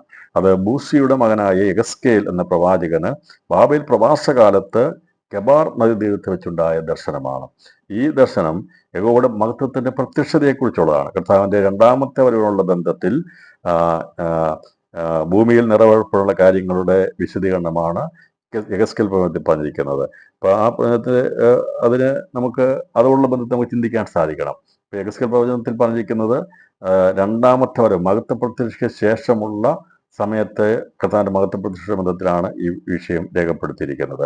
അപ്പോൾ ഈ 4 സന്ദർഭങ്ങൾ, 1 മീഖായാവിനുണ്ടാകുന്ന ദർശനം, 2 യെശയ്യാവിനുണ്ടാകുന്ന ദർശനം അവൻ കാണുകയാണ്, സിംഹാസനം കാണുകയാണ്, 3 ബൂസിയുടെ മകനായിരിക്കുന്ന ബാബേൽ പ്രവാസകാലത്ത് യെഗസ്കേലിന് കെബാർ നദിയിൽ വെച്ചുണ്ടാകുന്ന ദർശനം, 4 ഈദാമാരിന്റെ മകനായ ദാനിയേലിന് ലോകാവസാന സംഭവങ്ങളിൽ ഇസ്രായേൽ എന്ന രാഷ്ട്രത്തിന്റെ സ്വാധീനതയും ലോകത്തിന്റെ ഭരണവ്യവസ്ഥയെയും കുറിച്ചുണ്ടായ ദർശനമാണ്.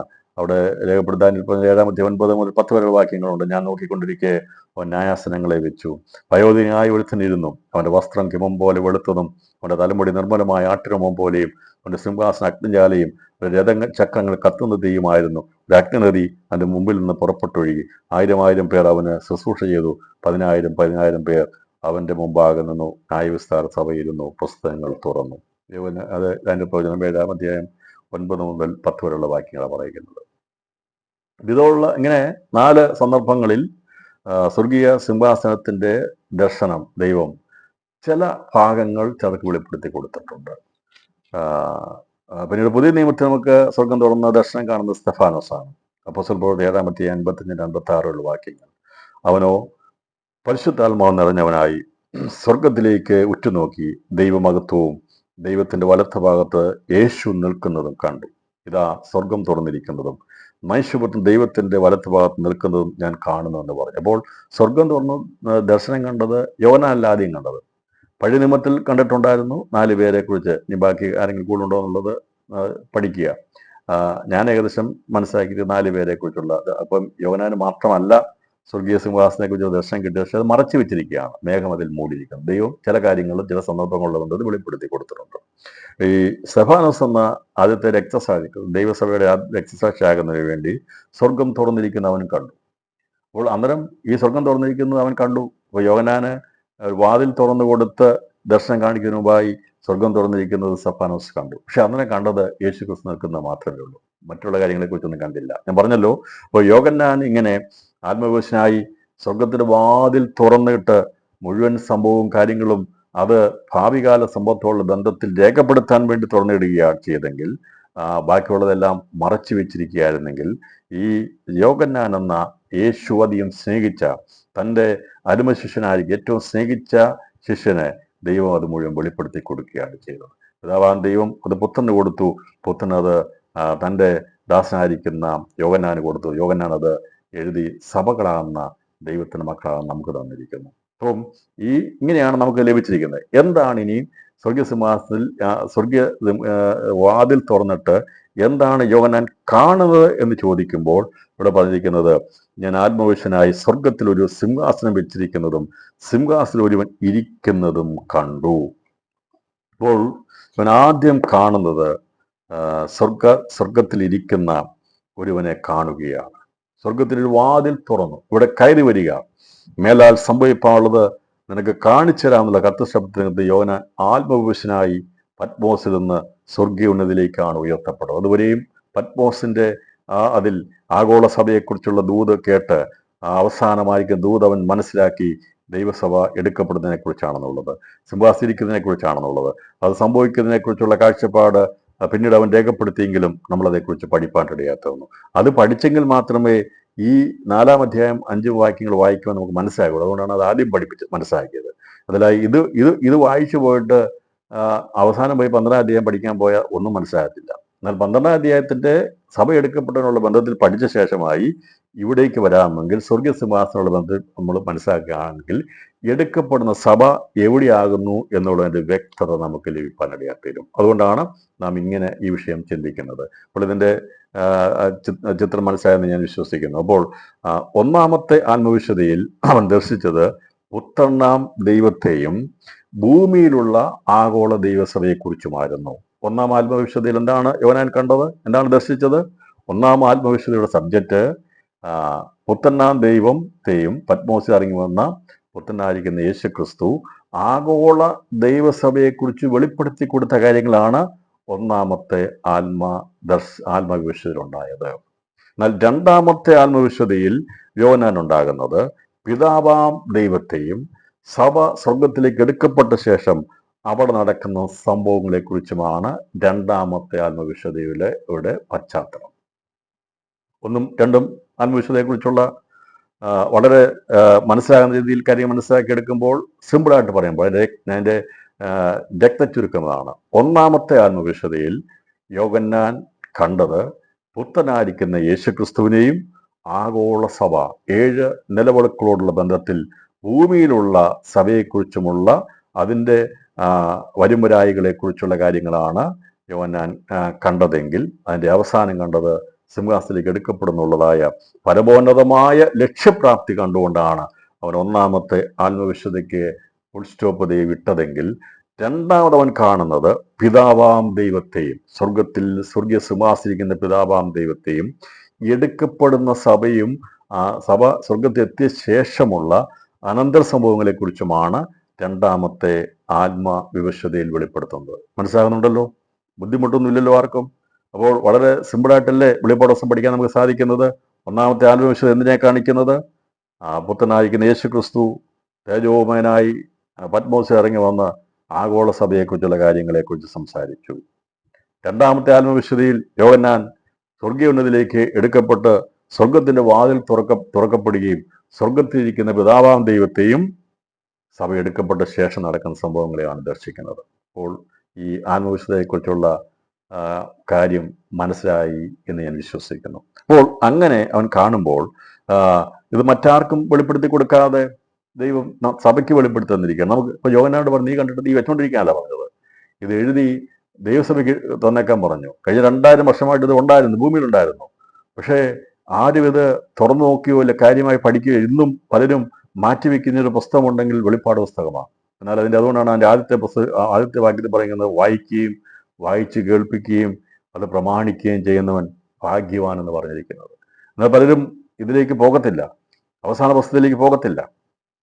അവസാന പുസ്തകം പലരും മാറ്റിവെക്കുകയാണ്. അതിൽ നിന്ന് ചിലർ ലേഖനങ്ങൾ ആണ് മതി എന്ന് പറയുന്നത്. ലേഖനങ്ങൾ വേണം നമുക്ക്, ചിലർക്ക് സങ്കീർത്തനം വേണ്ട, സങ്കീർത്തനം വേണം നമുക്ക് ഉൽപ്പത്തി പുസ്തകം മുതൽ വെളിപ്പാട് പുസ്തകം വരെയുള്ള പുസ്തകങ്ങൾ വേണം. ഇത് മുഴുവൻ നമുക്ക് വേണ്ടിയുള്ളതാണ്. അതിനകത്ത് ഒരു പുസ്തകം പോലും മാറ്റിവെക്കാനില്ല. ഉത്തമഗീതം നമുക്ക് ആവശ്യമുണ്ടായിരുന്നു. ഉത്തമഗീതം 6-ാം അധ്യായം 10-ാം വാക്യത്തെ ആധാരമാക്കിയാണ് നാം ആ സ്ത്രീയെക്കുറിച്ച് പഠിക്കാനിടയാക്കുന്നത്. സങ്കീർത്തനങ്ങൾ നമുക്ക് ആവശ്യമായിരുന്നു.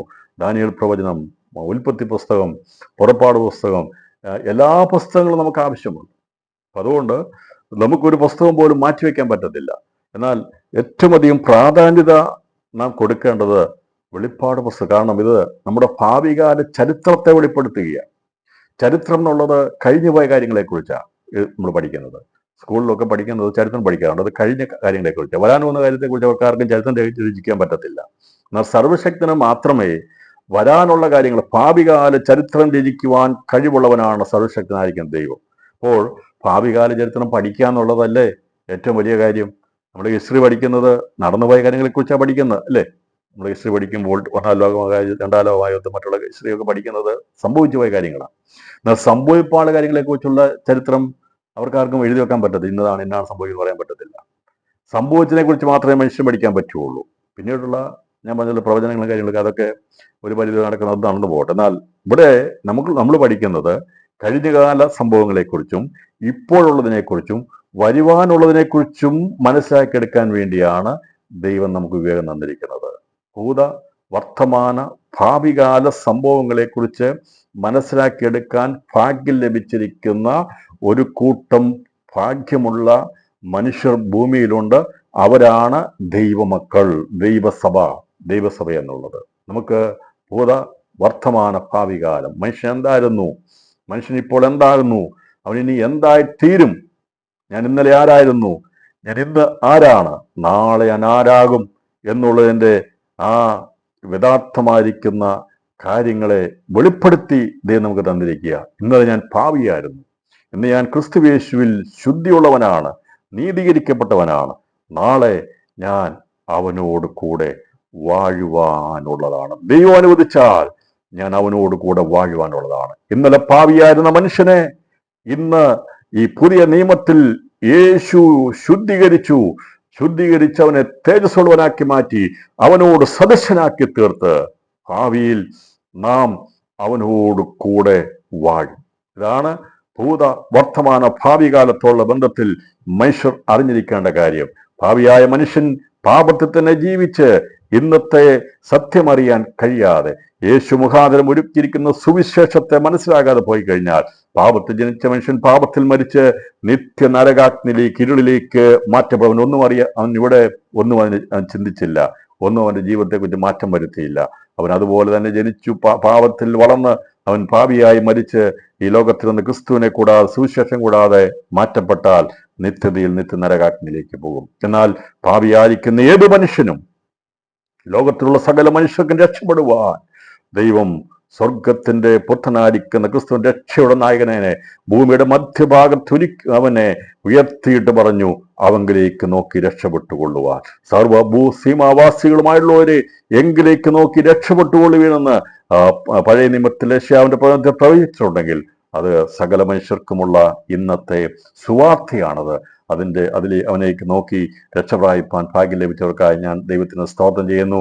അങ്ങനെ ആയിക്കഴിഞ്ഞാൽ ഭാവിയിൽ അവരാരായിരിക്കും എന്നുള്ളതും കൂടി ദൈവത്തെ വെളിപ്പാട് പുസ്തകത്തിൽ വെളിപ്പെടുത്തിയിട്ടുണ്ട്. അപ്പം ലേഖനങ്ങളൊക്കെ അതേക്കുറിച്ച് വെളിപ്പെടുത്തിയിരിക്കുന്നപ്പോൾ നമ്മൾ ഇവിടം കൊണ്ട് അസ്തമിക്കാനുള്ളവരല്ല, ഇവിടം കൊണ്ട് തീർന്നു പോകാനുള്ളവരല്ല. എത്ര പേർ വിശ്വസിക്കുന്നു, ഞാനും നിങ്ങളും കഷ്ടം സഹിക്കുന്ന, കണ്ണുനീർ വീഴ്ത്തിയിരിക്കുന്ന, കുനിഞ്ഞു നടന്ന, കഷ്ടം സഹിച്ച ഈ ഭൂമിയിൽ അവനോട് കൂടെ നാം വീണ്ടും പാദം ചവിട്ടും. അതെ, യേശുക്രിസ്തു ഈ ലോകത്തിൽ വന്ന് കഷ്ടം സഹിച്ചു, ക്രൂശ് ചുമന്നു കൊണ്ടുപോയി. അവൻ പൊൻകിരീടധാരിയായി ഈ ലോകത്തിൽ അവൻ വരുമ്പോൾ അവനോട് കൂടെ പൊൻകിരീടധാരികളായി വാഴുവാൻ വേണ്ടി വരുവാനുള്ളവരാ ഇന്ന് ഈ ക്രൂശ് വഹിക്കുന്നത്. അതുകൊണ്ട് ക്രിസ്തു മുഖാന്തരം ക്രിസ്ത്യാനിയായി കഷ്ടം സഹിക്കുന്നതെന്നാൽ ഭയപ്പെട്ടു പോകണ്ട, ഭാരപ്പെടേണ്ട ആവശ്യമില്ല. കാരണം നാം ഈ ഭൂമിയിൽ അവനോട് കൂടെ വാഴും. അന്ന് നാം ഓർക്കും, ഒറീസയിലും പഞ്ചാബിലും, അതേ ആഫ്രിക്കയിലും അമേരിക്കയിലും മറ്റു പല സ്ഥലങ്ങളിലും രക്തസാക്ഷികളായി തീർന്ന ആ മണ്ണിൽ അവരുടെ ജയാളികളായവരുടെ കാല് കുത്തും പ്രിയപ്പെട്ടവരെ. അവര് വീണ്ടും മടങ്ങി വരും. ഇവിടം കൊണ്ട് അസ്തമിക്കുന്നതല്ല ദൈവസഭയുടെ ചരിത്രം. ഇതിന് അപ്പുറമായിട്ട് വീണ്ടും ഈ ഭൂമിയിൽ കാലുകുത്തും എന്നുള്ള പ്രത്യാശയോടവരായിരിക്കണം ഞാനും നിങ്ങളും. നമ്മളിവിടെ തേജസ്സിന്റെ ശരീരത്തോടു കൂടി കഥാനോടെ വരും, അവനോടുകൂടെ നാം വരും, ആ പ്രത്യാശയോടെ. അതുകൊണ്ട് ഇവിടെ കൊണ്ട് തീർന്നു പോകത്തില്ല. ഇവിടെ നീ കണ്ണീരൊഴുക്കുന്ന, ഭാരപ്പെടുന്ന, വേദനപ്പെട്ട, തലകുനിച്ച് നടന്ന ആ സ്ഥലങ്ങളൊക്കെ വീണ്ടും നാം കാണും കേട്ടോ. എന്നാണെന്നറിയാമോ?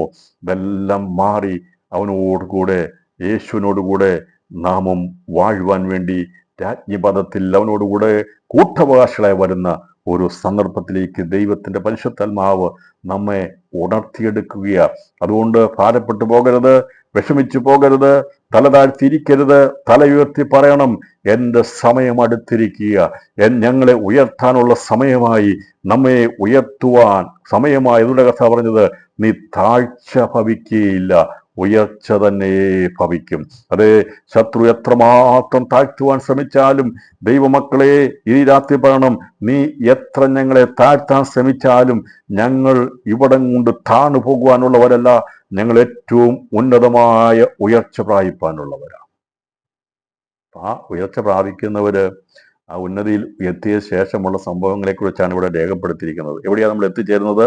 സ്വർഗീയ സിംഹാസനത്തിലാണ് എത്തിച്ചേരുന്നത്. അപ്പൊ അവിടെ ആരെയാണ് കാണുന്നത് എന്നുള്ളതാണ് 4-ാം അധ്യായം അതിന്റെ 3 വാക്യങ്ങൾ. ഇരിക്കുന്നവൻ കാഴ്ചയ്ക്ക് സൂര്യകാന്തത്തോടും പത്മരാഗത്തോടും സദൃശൻ, സിംഹാസനത്തിന് ചുറ്റും കാഴ്ചയ്ക്കും മരുതകത്തോട് സദൃശ്യമായ ഒരു പച്ചവില്ലൻ. ഇപ്പൊ ഇവിടെ സിംഹാസനത്തിൽ ഇരിക്കുന്നവനേക്കാൾ വലിയവനായിട്ട് ആരുമില്ല. നമ്മളത് പഠിച്ചിരുന്നു.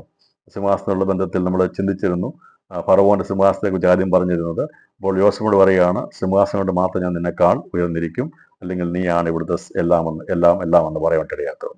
അപ്പോൾ ഫറവോന്റെ സിംഹാസനത്തെയാണ് തുടങ്ങിയത്. എന്നാൽ നമുക്ക് കാണാൻ സാധിക്കുന്നത് താൽക്കാലികമാണ്, അതെല്ലാം വീണുടഞ്ഞു പോകുന്നതാ, അതവിടെ നിൽക്കാനുള്ളതല്ല. എന്നാൽ നമുക്ക് നിത്യമായൊരു സിംഹാസനത്തെക്കുറിച്ചുള്ള കാഴ്ചപ്പാട് ദൈവം തന്നിരിക്കുന്നത് എന്നേക്കുമുള്ളൊരു സിംഹാസനം, പിതാവാം ദൈവത്തിന്റെ സിംഹാസനത്തെ വെളിപ്പെടുത്തി ഇരിക്കുന്നതിനെ കുറിച്ച് പറയാണ്, കാഴ്ചയ്ക്ക് സൂര്യകാന്തത്തോടും പത്മരാഗത്തോടും സദൃശൻ, സിംഹാസനത്തിന് ചുറ്റും കാഴ്ചയ്ക്ക് മരതകത്തോട് സദൃശമായ ഒരു പച്ച വില്ലെന്നാണ് പറയുന്നത്. ഈ പറഞ്ഞിരിക്കുന്ന സദൃശത്തോട് ഉപയോഗിച്ചിരിക്കുന്നു. നമുക്കത് മനസ്സിലാകുന്ന രീതിയിൽ ദൈവം ഇതിനെക്കുറിച്ച് പറഞ്ഞിരിക്കുക. പക്ഷെ ഇത് പറയുമ്പോൾ സത്യത്തില് ഞാൻ ഈ സൂര്യകാന്തവും കണ്ടിട്ടില്ല, പത്മരാഗവും കണ്ടിട്ടില്ല. പക്ഷെ എനിക്കറിയാം ഇത് തേജസ് ഉള്ളതാണ്. ഇപ്പം ഈ രത്നങ്ങളെ കുറിച്ച് പറയുമ്പോൾ അതിന്റെ തേജസ് നമ്മൾ കണ്ടിട്ടുണ്ട്. ഗോഗിന്നൂർ രത്നം എന്നൊക്കെ പറയുമ്പോൾ അതിന്റെ തേജസ് വലുതാണ്. അത് സ്വയം ശോഭിക്കുന്ന കല്ലുകളാണ്.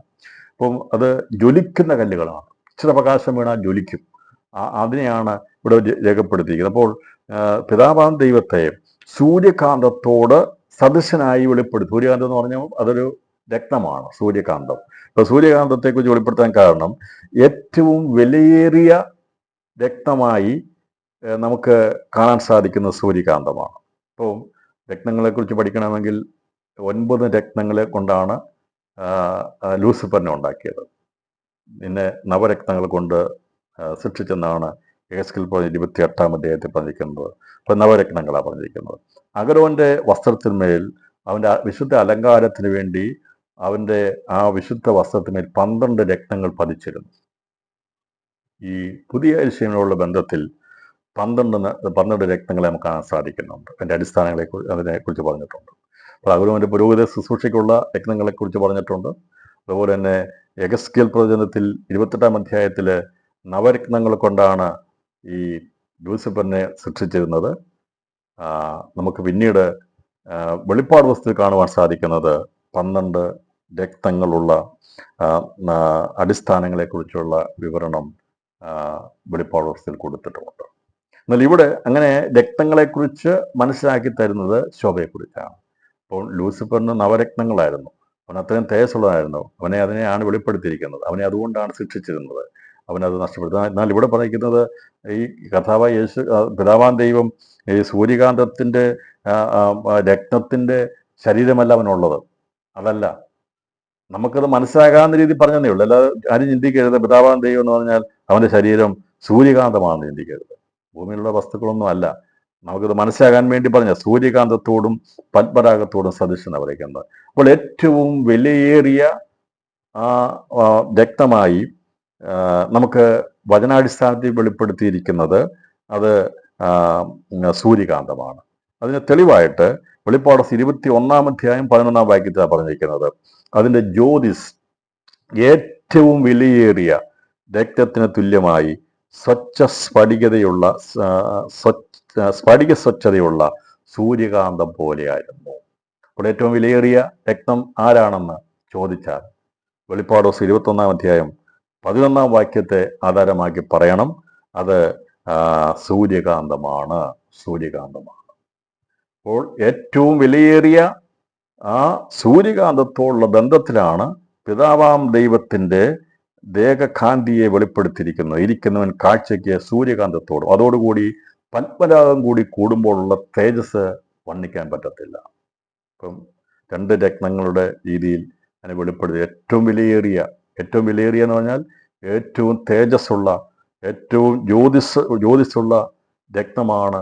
ഇതിനോട് തുല്യമായിട്ടാണ് ഇതിനെ സദൃശ്യമായി രേഖപ്പെടുത്തിയിരിക്കുന്നത്.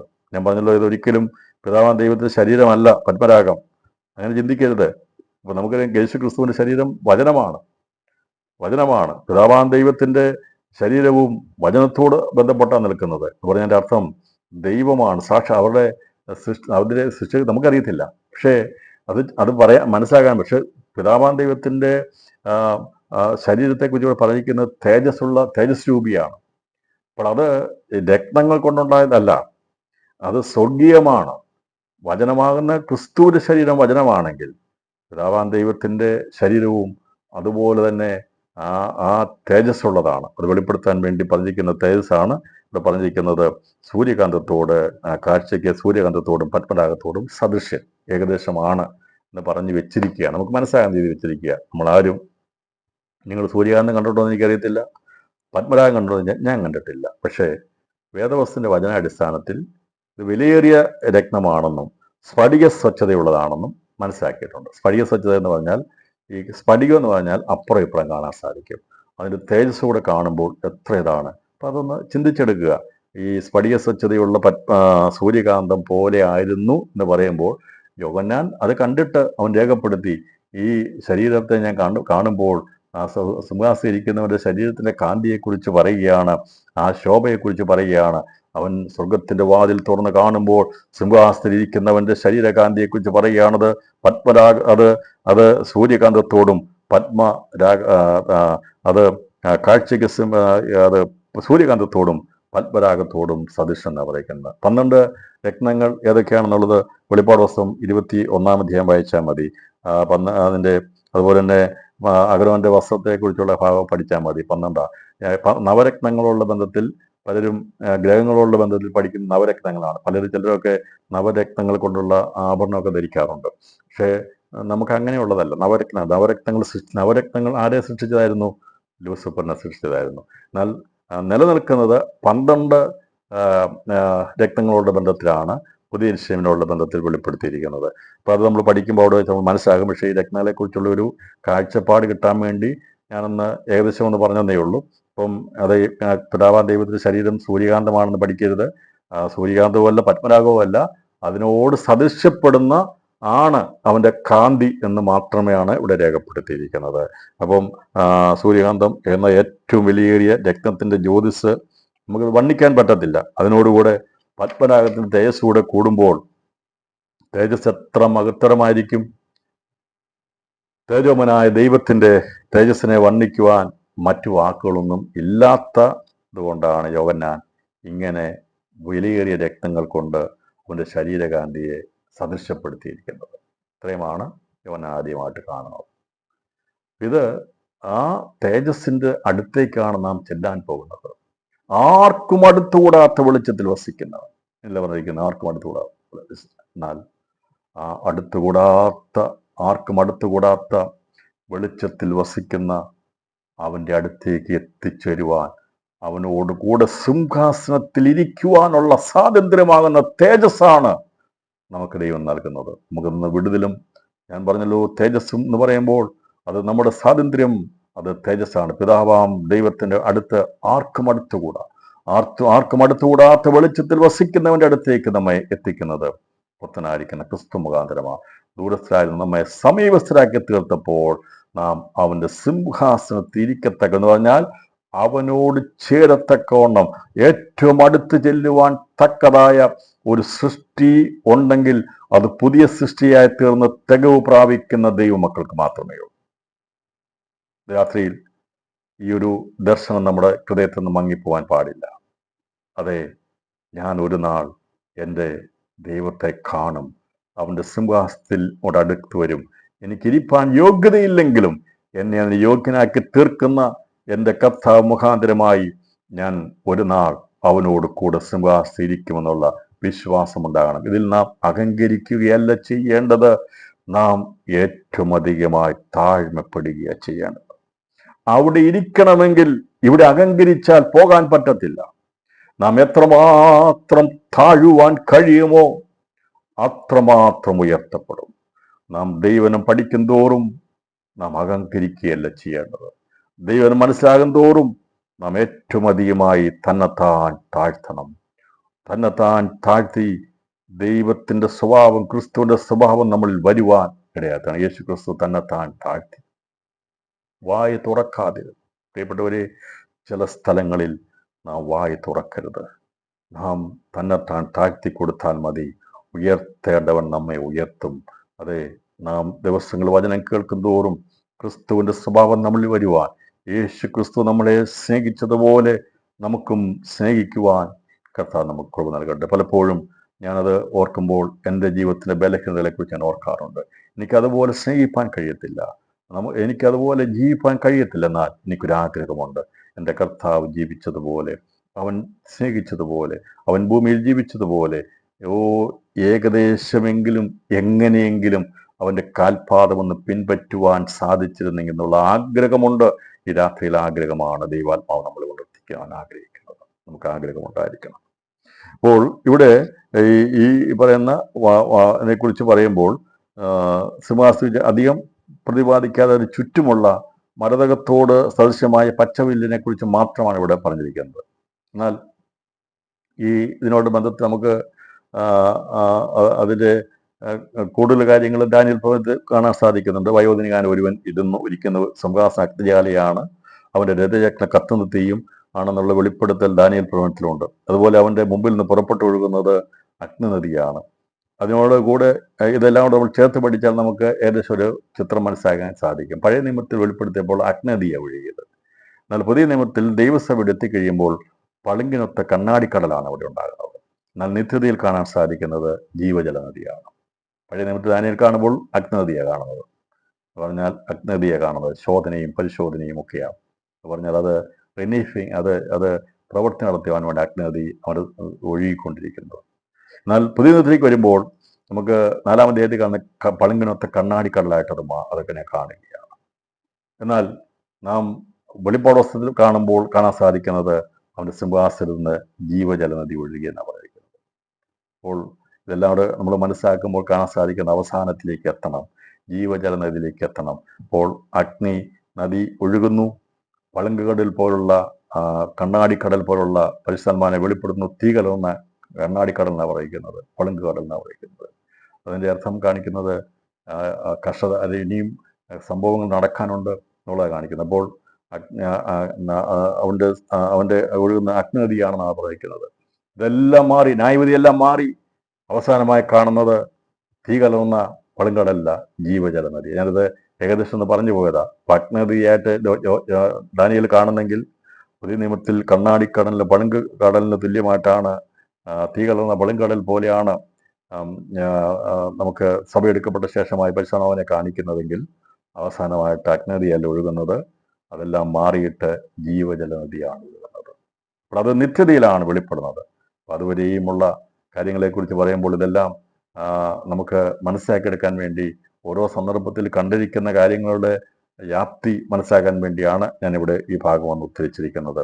തുടർന്ന് പറഞ്ഞിരിക്കുന്നത് കൂടുതലൊന്നും സിംഹാസനത്തെക്കുറിച്ച് അവിടെ വിശദീകരിക്കാതെ വേഗത്തിൽ പറഞ്ഞിരിക്കുന്നത് അതിൻ്റെ ചുറ്റുമുള്ള സിംഹാസനത്തിന് ചുറ്റും കാഴ്ചയ്ക്ക് മരതകത്തോട് സദൃശമായ ഒരു പച്ചവില്ല്.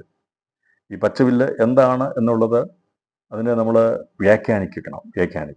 മരതകത്തോട് സദൃശമായൊരു പച്ചവില്ല്. നമുക്കറിയാം, ഏത് സിംഹാസനിരിക്കുമ്പോഴും തലയ്ക്ക് മീതെ ഒരു വിധാനമുണ്ടായിരിക്കും. അത് തേജസ്സിനാണ് വെളിപ്പെടുത്തുന്നത്. അപ്പോൾ ഇത്രയും തേജസ്സുള്ള രൂപിയായിരിക്കുന്ന ദൈവമിരിക്കുന്ന തേജസ്സിന് ചുറ്റും ഇങ്ങനെ മരതകത്തോട് സദൃശമായ ഒരു പച്ചവില്ല് കാണുമ്പോൾ അത് കാണിച്ചിരിക്കുന്നത് എൻ്റെ മകത്വം എന്നിൽ പച്ചയായിരിക്കുന്നു, എൻ്റെ വില്ല് എൻ്റെ കയ്യിൽ പുതുകുന്നു എന്ന് ഞാൻ പറഞ്ഞു. യോബ് 29 പറയാണ്, എൻ്റെ മകത്വം എന്നിൽ പച്ചയായി. അപ്പോൾ ദൈവത്തിൻ്റെ മകത്വത്തെ പച്ചയായിട്ട് കാണിച്ചിരിക്കുന്നു. അതുപോലെ പറയാണ്, അത് എൻ്റെ വില്ല് എൻ്റെ കയ്യിൽ പുതുകും. ഇപ്പോൾ പുതുകിക്കൊണ്ടിരിക്കുന്ന, എപ്പോഴും പുതുക്കമുള്ള തേജസ്സാണ് ഈ സ്വർഗീയ സിംഹാസന ചുറ്റുമായി കാണുന്നത്. പച്ച എന്നുള്ളത് മഹത്വത്തെ കാണിക്കുന്നത്. പച്ച കാഴ്ച ചുറ്റും സിംഹാസന ചുറ്റും കാഴ്ചയ്ക്ക് മരതകത്തോട് സദൃശമായ ഒരു പച്ച വില്ല്. ഈ പച്ച വില്ല് എന്നുള്ളത് ദൈവത്തിന്റെ മഹത്വത്തെ കാണിക്കാൻ. വില്ലെന്തിനെ കാണിക്കുന്നത്? പുതുകുന്നതിനെ കാണിക്കുന്നു. ഇതുകൊണ്ടാണ് ഇവിടെ പച്ച വില്ല് എന്ന് പറയുന്നത്. ഇപ്പോൾ യോബിന്റെ പുസ്തകം 29 അധ്യായം 20 വാക്യം എടുത്ത് വായിക്കുമ്പോൾ, അപ്പോൾ ഈ പുസ്തകങ്ങളൊക്കെ നമുക്ക് ആവശ്യം. യോബ് അവിടെ ദർശിച്ചപ്പോൾ ഇത് ഇവിടെ വ്യാഖ്യാനിക്കണമെങ്കിൽ നമുക്ക് ആവശ്യമാണ്. വെളിപ്പാട് പുസ്തകത്തെ വ്യാഖ്യാനിക്കണമെങ്കിൽ യോബിന്റെ പുസ്തകത്തിൽ കിടക്കുന്ന വചനം നമുക്ക് ആവശ്യമാണ്. യോബിന്റെ പുസ്തകം 29 അതിന്റെ 20 വാക്യത്തിൽ പറഞ്ഞിരിക്കുകയാണ്, എൻ്റെ മഹത്വം എന്നിൽ പച്ചയായിരിക്കുന്നു, എൻ്റെ വില്ല് എൻ്റെ കയ്യിൽ പുതുകുന്നു എന്ന് ഞാൻ പറയും. ഇവിടെ പച്ച വില്ലുകൊണ്ട് അത് മരകത്തോട് സഹിച്ചു തുടങ്ങി. അപ്പോൾ ഇത് പെയിന്റ് മാറി മാറി അടിക്കേണ്ട ആവശ്യമില്ല. നമുക്കൊക്കെ അറിയാം, നമ്മുടെ വീട്ടിൽ പെയിന്റ് അടിച്ചു കഴിഞ്ഞാൽ അത് പിന്നെ 2 3 അല്ലെങ്കിൽ 5 വർഷം കഴിഞ്ഞാണ് നമ്മൾ മാറ്റുന്നത്. വേണമെങ്കിൽ സാധാരണ മാറ്റാറില്ല, കാരണം ചിലവ് കൂടുന്നതുകൊണ്ട് പറയും പഴയ തന്നെ അങ്ങ് അടിച്ചേക്കാൻ പറയും. അങ്ങനെയല്ലേ പുതിയൊരു പെയിന്റ് അടിക്കണമെന്ന് പറഞ്ഞാൽ പിന്നെ അതിൻ്റെ ബേസൊക്കെ ഇട്ട് അടിച്ചു വരുമ്പോൾ പൈസ കൂടും. അതുകൊണ്ട് പഴയ കിടക്കുന്ന അതങ്ങ് അടിച്ചേക്കാൻ പറയും. എന്നെയാണ് സാധാരണ ചെയ്ത്. ഇപ്പം ഞാൻ പറഞ്ഞത് സാധാരണ ചെയ്ത കാശുള്ളവരാണെങ്കിൽ പറയും അവർക്ക് വേണമെങ്കിൽ എല്ലാ ആഴ്ചകളിലും വേണമെങ്കിലും പെയിന്റ് മാറി അടിക്കാം. ഇനിയിപ്പോൾ പുതിയ ലൈറ്റ് സിസ്റ്റമൊക്കെ വരുമ്പോൾ ഇതുപോലുള്ള രീതിയിലുള്ള പെയിന്റിങ് മാറിക്കൊണ്ടിരിക്കും. ഇപ്പം നമ്മൾ സ്ഥിരമായിട്ട് കാണുന്നൊരു പെയിന്റ് ആയിരിക്കത്തില്ല. കുറച്ച് കഴിയുമ്പം ഈ മുറിക്കകത്തൊക്കെ പെയിന്റൊക്കെ മാറിക്കൊണ്ടേയിരിക്കും. അത് ലൈറ്റ് സിസ്റ്റമൊക്കെ വരുത്തി സ്വിച്ച് ഇട്ട് കഴിയുമ്പോൾ ഓരോന്നിനനുസരിച്ച് ചില കാറുകളുടെയൊക്കെ കളർ മാറും. ഞാനത് ഒരു കാറിനെ കുറിച്ച് കണ്ടിരുന്നു. അപ്പം നമ്മൾ പോകുന്ന കാറ് അവർക്ക് ഒരു സ്വിച്ച് ഇട്ട് കഴിഞ്ഞാൽ അന്നേരം ആ കാറ് കറുത്തതാണെങ്കിൽ വെളുത്തതായിക്കോളും, നീലയാണെങ്കിൽ നീലയാക്കാം. അങ്ങനെയുള്ള നിലവാരത്തിൽ ഇപ്പോൾ ഉള്ള സിസ്റ്റം വന്നിട്ടുണ്ട്. എന്ന് പറഞ്ഞാൽ നമ്മളൊരു പണ്ടൊക്കെ ഒരു പെയിന്റ് അടിച്ചാൽ അതങ്ങ് കിടക്കുമായിരുന്നു. ഇപ്പം അങ്ങനെയല്ല, ഇത് മാറിക്കൊണ്ടിരിക്കുക. മനുഷ്യൻ എത്ര മാറ്റിയാലും ഒരു പരിമിതിയുണ്ട്. പക്ഷെ ഇവിടെ പറഞ്ഞിരിക്കുന്നത് ഇത് എപ്പോഴും പുതുകുന്നതാണ്, മാറിക്കൊണ്ടിരിക്കുന്നതാണ്. അത് വലിയ മാറ്റം എന്ന് പറഞ്ഞാൽ മാറി മാറി വരുന്നതാണ്. അതുകൊണ്ടാണ് പുതുകുന്ന മഹത്വം, ദൈവത്തിൻ്റെ മഹത്വം എന്നും പുതുക്കമുള്ളതാണ്. അവൻ്റെ ഗ്ലോറി, അവൻ്റെ മഹത്വം എന്നും അത് പുതുകിക്കൊണ്ടിരിക്കുന്നതാണ്. അത് എന്ന് പറഞ്ഞാൽ അത് റിന്യൂ ചെയ്യുന്നതാണ്, എപ്പോഴും മാറി മാറി വരുന്നതാണ്. അവൻ്റെ മഹത്വം എപ്പോഴും വർദ്ധിച്ചുകൊണ്ടിരിക്കുന്നതാണെന്നാണ്. ഒന്ന് വർധന എന്ന് പറഞ്ഞാൽ അത് ദൈവത്തിന് മഹത്വം വർദ്ധിക്കാന്നല്ല അർത്ഥം. ദൈവത്തിന് മഹത്വത്തിന് മാറ്റമില്ല, പക്ഷേ അതിൻ്റെ ആ വർണ്ണം അല്ലെങ്കിൽ അതിൻ്റെ ആ വെളിപ്പാട് അത് വെളിപ്പെടുത്തിക്കൊണ്ടിരിക്കുന്നത് എപ്പോഴും അത് പുതിയതായിട്ട് പുതുകുന്നതായിട്ടാണ് ഇവിടെ വെളിപ്പെടുത്തിയിരിക്കുന്നത്. ഇത്രയുമേ നമുക്കതിനോടുള്ള ബന്ധത്തിൽ അതിനെ വ്യാഖ്യാനിക്കാൻ പറ്റുകയുള്ളൂ. കാരണം സ്വർഗാസ്വർഗത്തിലുള്ള കാര്യങ്ങളെക്കുറിച്ച് ഭൂമിയിൽ ഇരിക്കുന്ന എനിക്കും നിങ്ങൾക്കും എത്രമാത്രം വർണ്ണിക്കാൻ കഴിയുവാനൊക്കെ പരിമിതിയുണ്ട്. എങ്കിലും ദൈവത്തിനുമായിട്ട് പറയുന്ന വചനം കൊണ്ട് വെളിപ്പെടുത്തി പോകുമ്പോൾ ഏകദേശം ഒരു ധാരണ നമ്മുടെ മനസ്സിലുണ്ടാകുമല്ലോ.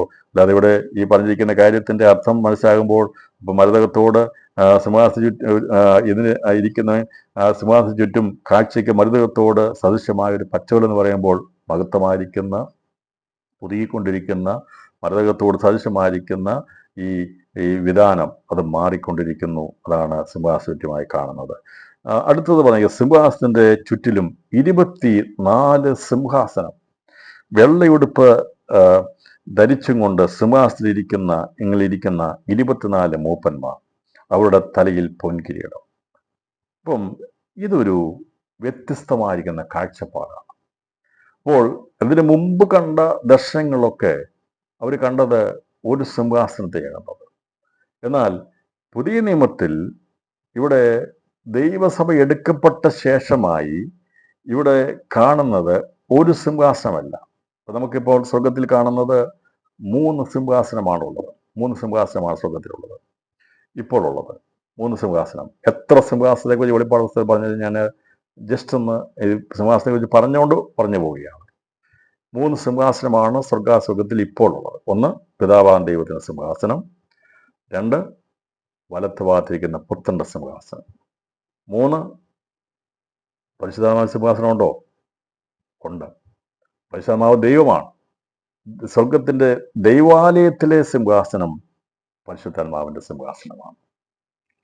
ദേവാലയത്തിലെ സിംഹാസന ശബ്ദം ഞാൻ കേട്ടു എന്ന് പറഞ്ഞിരിക്കുന്നത്. അപ്പോൾ പരിശുദ്ധാത്മാവാൻ ദൈവത്തിന് സിംഹാസനം ഉണ്ടോ എന്നുള്ള സംശയം പലർക്കും ഉണ്ടെങ്കിൽ ഉണ്ട് എന്നുള്ളത് ഇന്ന് രാത്രി മനസ്സിലാക്കണം. പിതാവാൻ ദൈവത്തിന് സിംഹാസനമുണ്ട്, പുത്രനാം ദൈവത്തിന് സിംഹാസനമുണ്ട്, അതുപോലെ തന്നെ പരിശുദ്ധാത്മാവാം ദൈവത്തിൻ്റെ സിംഹാസനവും സ്വർഗത്തിലുണ്ട്. ഇപ്പം സ്വർഗാസ്വർഗത്തിലെ ദൈവത്തിന്റെ ആലയത്തിലെ സിംഹാസനം 16-ാം അധ്യായം അതിന്റെ 17-ാമത്തെ വാക്യം, വെളിപ്പാട് 16-ാം അധ്യായം 17-ാം വാക്യം. ഞാൻ ഇപ്പോൾ സ്വർഗത്തിലുള്ള സിംഹാസനങ്ങളെ കുറിച്ചാണ് പഠിപ്പിക്കുന്നത്. അതിനെ എങ്ങനെയാണ് അത് 26 സിംഹാസനങ്ങളായി മാറുന്നതിനെ കുറിച്ച് നാം മനസ്സിലാകും. ഇപ്പോൾ പിതാവിന്റെ സിംഹാസനമുണ്ട്, ആർക്കും സംശയമില്ല. പുത്രൻ സിംഹാസനം ഇരിക്കുന്നു, വലത് ഭാഗത്തിരിക്കുന്നു, സിംഹാസനമുണ്ട്. അപ്പോൾ പരിശുദ്ധാത്മാവിന് ചിലര് പരിശുദ്ധാത്മാവിനെ അംഗീകരിക്കാൻ പറ്റാത്ത ചിലരുണ്ട്. പ്രത്യേകിച്ച് യഹോവയെ മാത്രമാണ് ദൈവം എന്നുള്ള ചിന്തിക്കുന്നതുണ്ട്. പരിശുദ്ധാത്മാവിനെ ഞാൻ ചിലരോട് സംസാരിച്ച് പറഞ്ഞു, യേശുവിനെ വേണമെങ്കിൽ നിങ്ങൾ അംഗീകരിക്കാം, പക്ഷെ പരിശുദ്ധാത്മാവിനെ അംഗീകരിക്കാൻ പറ്റത്തില്ല.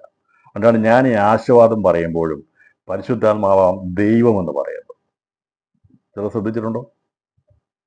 ഞാൻ അങ്ങനെ പറയുന്നതാ. പിതാവാം ദൈവത്തിൻ്റെയും പുത്രനാം ദൈവത്തിൻ്റെയും പരിശുദ്ധാത്മാവാം ദൈവം എന്ന് പറയുന്നത് കൊണ്ടാണ്. ചിലർക്കൊക്കെ സംശയമൊക്കെ ഉണ്ട്, പിതാവാം പരിശുദ്ധാത്മാവ് ദൈവമാണോ എന്നൊക്കെ സംശയമുണ്ട്. പരിശുദ്ധാത്മാവിന് സിംഹാസനമുണ്ടോ? ഉണ്ട്. പിതാവിന് സിംഹാസനമുണ്ട്, പുത്രന് സിംഹാസനമുണ്ട്.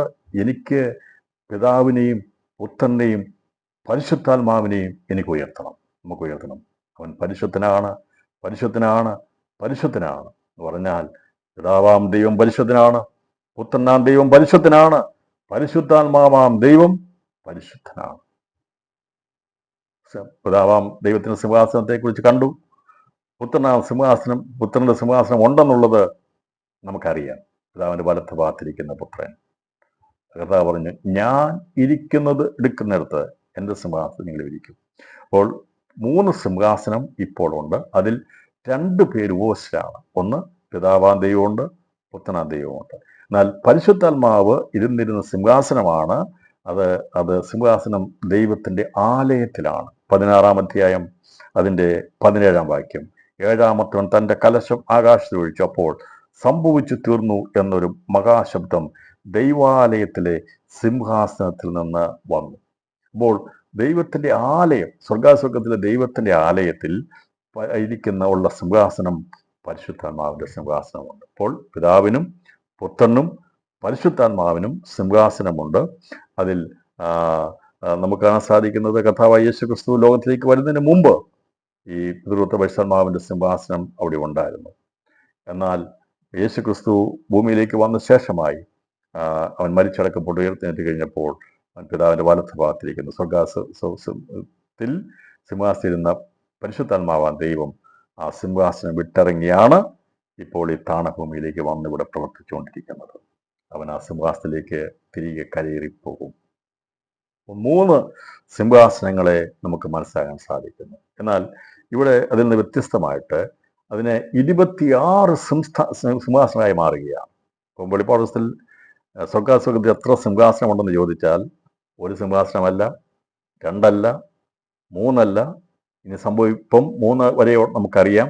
എന്നാൽ ദൈവസഭ എടുക്കപ്പെട്ട ശേഷമായി അവിടെ പുത്രന്റെ സിംഹാസനം 24 സിംഹാസനങ്ങളായി മാറുകയാണ്.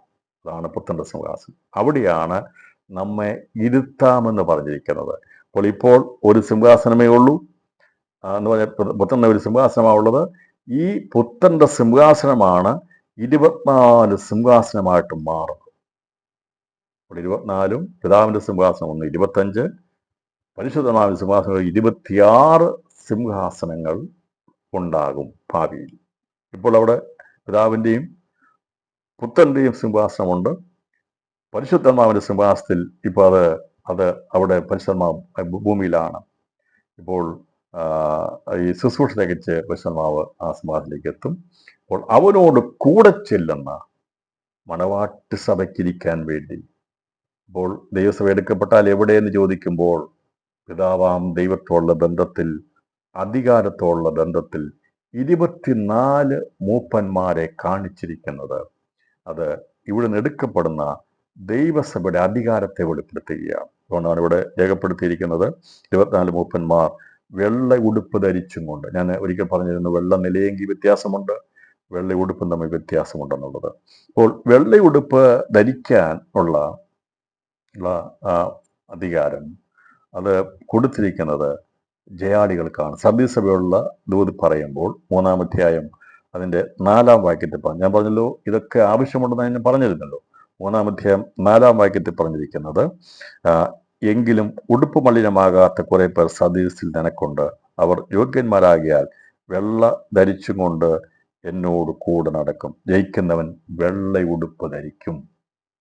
അപ്പോൾ എടുക്കപ്പെടുന്ന സഭ എവിടെ എന്ന് ചോദിക്കുമ്പോൾ പിതാവിനോടും പുത്രനോടും പരിശുദ്ധാത്മാവിനോട് ചേരുവാനുള്ളതാണ് ദൈവസഭ.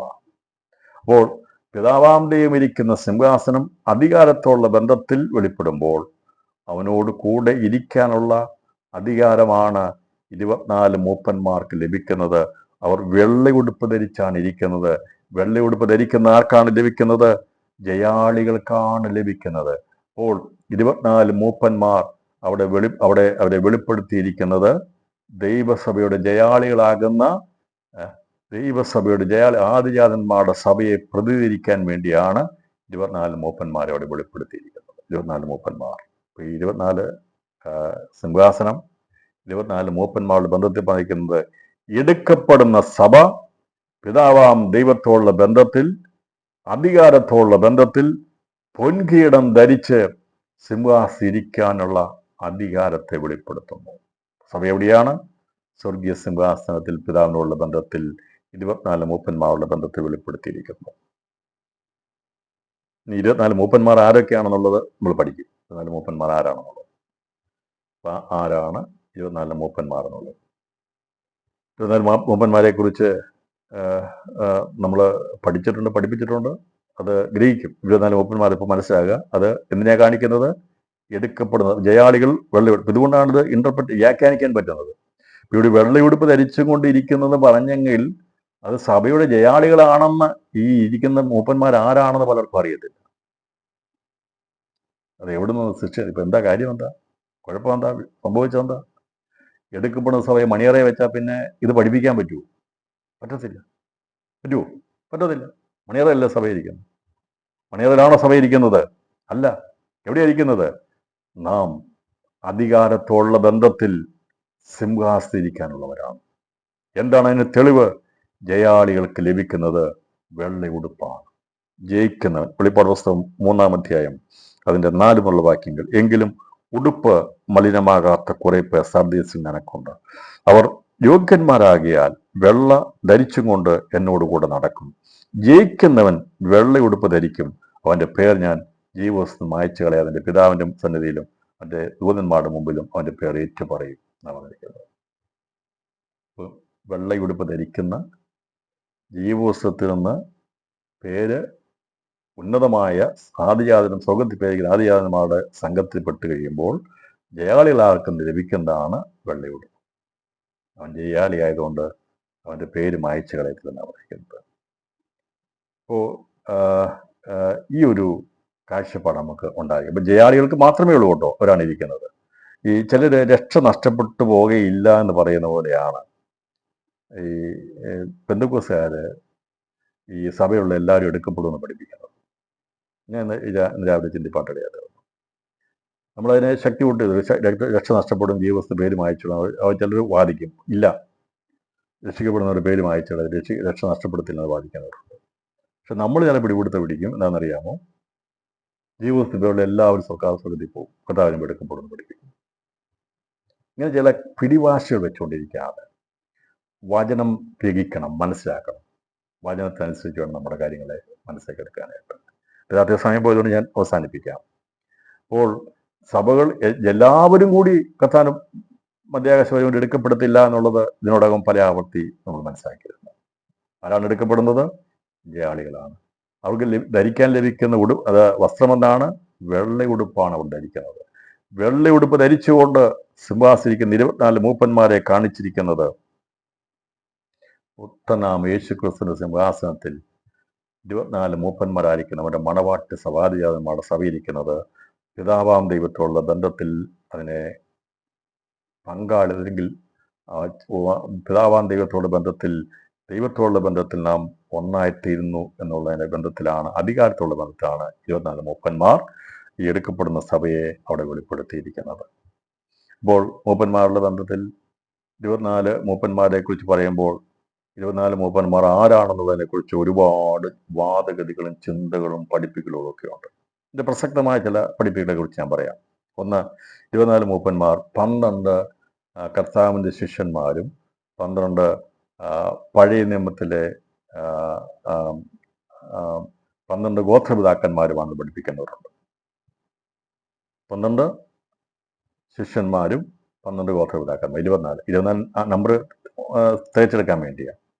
അത് ഒരു കൂട്ടം വഴി. ചില അഗരോന്റെ കൂറിൽ 24 കൂറുകളുണ്ടെന്നും അതിനെ റെപ്രസെന്റ് ചെയ്യുന്നതാണ് 24 മൂപ്പന്മാരെന്നും പറയുന്നവരുണ്ട്. ഇങ്ങനെയൊക്കെയുള്ള പല ചിന്തകളാണ് 24 മൂപ്പന്മാരുടെ ബന്ധത്തിൽ കിടക്കുന്നത്. എന്നാൽ ഇന്ന് രാത്രിയിൽ ആരാണ് 24 മൂപ്പന്മാർ എന്നുള്ളത് നമുക്കറിയാമോ?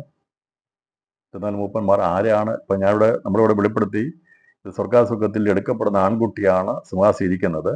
അപ്പോൾ ആദിജാതന്മാരുടെ സഭയാണ് 24 മൂപ്പന്മാരുടെ ബന്ധത്തിൽ വെളിപ്പെടുത്തിയിരിക്കുന്നത്. അവർ ധരിച്ചിരിക്കുന്ന വെള്ളി ഉടുപ്പാണ്. അവരുടെ തലയിൽ പൊൻകിരീടമുണ്ട്. വെള്ളി ഉടുപ്പ് ധരിക്കുന്നത് ആഗോള സഭയിൽ നിന്ന് ജയാളികളാകുന്ന പുതിയ നിയമസഭയ്ക്കുള്ളതാണ്. അപ്പൊ അതിനകത്ത് അബ്രഹാം വരത്തില്ല, ഗോത്രപിതാക്കന്മാർ വരത്തില്ല. ഈ ഗോത്രപിതാക്കന്മാരാണെന്ന് പഠിപ്പിക്കുന്നതോട് ചോദിക്കാനുള്ളത്, അബ്രഹാമും ഇസാക്കും യാക്കോബും ഒക്കെ നിൽക്കുമ്പോൾ ശിമയോനും രൂപേനും ഒക്കെയാണ് സിംഹാസനിരിക്കുന്നത്. എന്തെങ്കിലും ലോജിക്കകത്തുണ്ടോ? ആലോചിച്ച് നോക്കും. 12 ശിഷ്യന്മാർ എന്നുള്ളത് സമ്മതിച്ചു. 12 ശിഷ്യന്മാർ നമ്മൾ സമ്മതിക്കാം, അങ്ങനെ അംഗീകരിച്ചിരിക്കുന്നു. അതില് മത്യാസ് ഉൾപ്പെടെയാണ് 12 പേര് കേട്ടോ. ചിലർ പൗലോസിനെ അതിനെ കൊണ്ടുവരാൻ വേണ്ടി ഈ മത്യാസിന്റെ തെരഞ്ഞെടുപ്പിനെ ചിലർ നിരാകരിച്ചു കളയുന്നവരുണ്ട്. വെറുതെ ആവശ്യമില്ലാത്ത ചിന്തകൾക്കൊന്നും പോകരുത്. പരിശുദ്ധാത്മാവിന് അംഗീകരിക്കാൻ കഴിയുമെങ്കിൽ പിന്നെ നമുക്കെന്താ അംഗീകരിച്ചാൽ കുഴപ്പം? പൗലോസാണ് ഒരുപാട് കഷ്ടപ്പെട്ടത്. അതുകൊണ്ട് പൗലോസാണ് ഈ 12 മൂപ്പന്മാരിൽ ഉൾപ്പെടുന്നത്. അതുകൊണ്ട് മത്യാസിനെ നറുക്കിട്ടെടുത്താണ്. അതുകൊണ്ട് അവന് അത്രയും വിലയില്ല എന്നൊക്കെ പറഞ്ഞ് മാറ്റിവെക്കുന്നതുകൊണ്ട് തെറ്റായ ചിന്തകൾ കേട്ടോ. പരിശുദ്ധാത്മാവിന് ബോധ്യമായിട്ടാണ് മത്യാസിനെ വേർതിരിച്ചത്. അവനെ 11 അപ്പോസ്തലന്മാർ കൊടുത്ത് എണ്ണിയെന്നാണ് പറഞ്ഞിരിക്കുന്നത്. യൂദ ഒഴിഞ്ഞുപോയ അപ്പോസ്തലത്തിന്റെ സ്ഥാനത്തേക്ക് എണ്ണിയത് മത്യാസ. അതുകൊണ്ട് 12 അപ്പോസ്തലന്മാർ, 12 മൂപ്പന്മാർ എന്നുള്ളത് 12 കർത്താവ് തിരഞ്ഞെടുത്ത 12 ശിഷ്യന്മാരിൽ 11 പേരും സഭ ആരംഭിക്കുന്ന സമയത്തിന് മുമ്പായി 12 തൂണുകൾ അവിടെ വേണം എന്നുള്ളത് കൊണ്ട് അവിടുന്ന് മത്യാസിനെ ഉൾപ്പെടുത്തി 12 അപ്പോസ്തലന്മാരാണ് 24 മൂപ്പന്മാരിൽ 12 പേര്. ഇവര് എവിടെയാ വരുന്നറിയാമോ? ഇവര് വരിക്കുന്ന മതിലിന്റെ അടിസ്ഥാനമാണ്. മതിലിന്റെ അടിസ്ഥാനത്തിൽ പറഞ്ഞിട്ടുണ്ട് 12 അപ്പോസ്തലന്മാരുടെ പേര് മതിലിന്റെ അടിസ്ഥാനങ്ങളിലുണ്ട്. അതിനെ രത്നങ്ങളുടെ ബന്ധത്തിലാണ് പറഞ്ഞിരിക്കുന്നത് അല്ലേ? അവിടെ പറഞ്ഞിരിക്കുന്നത് 12 ഗോപുരം കൊണ്ട് കുഞ്ഞാടിന്റെ മതിലിന് 12 അടിസ്ഥാനമുണ്ട്. 21-ാം അധ്യായം 14-ാം വാക്യം.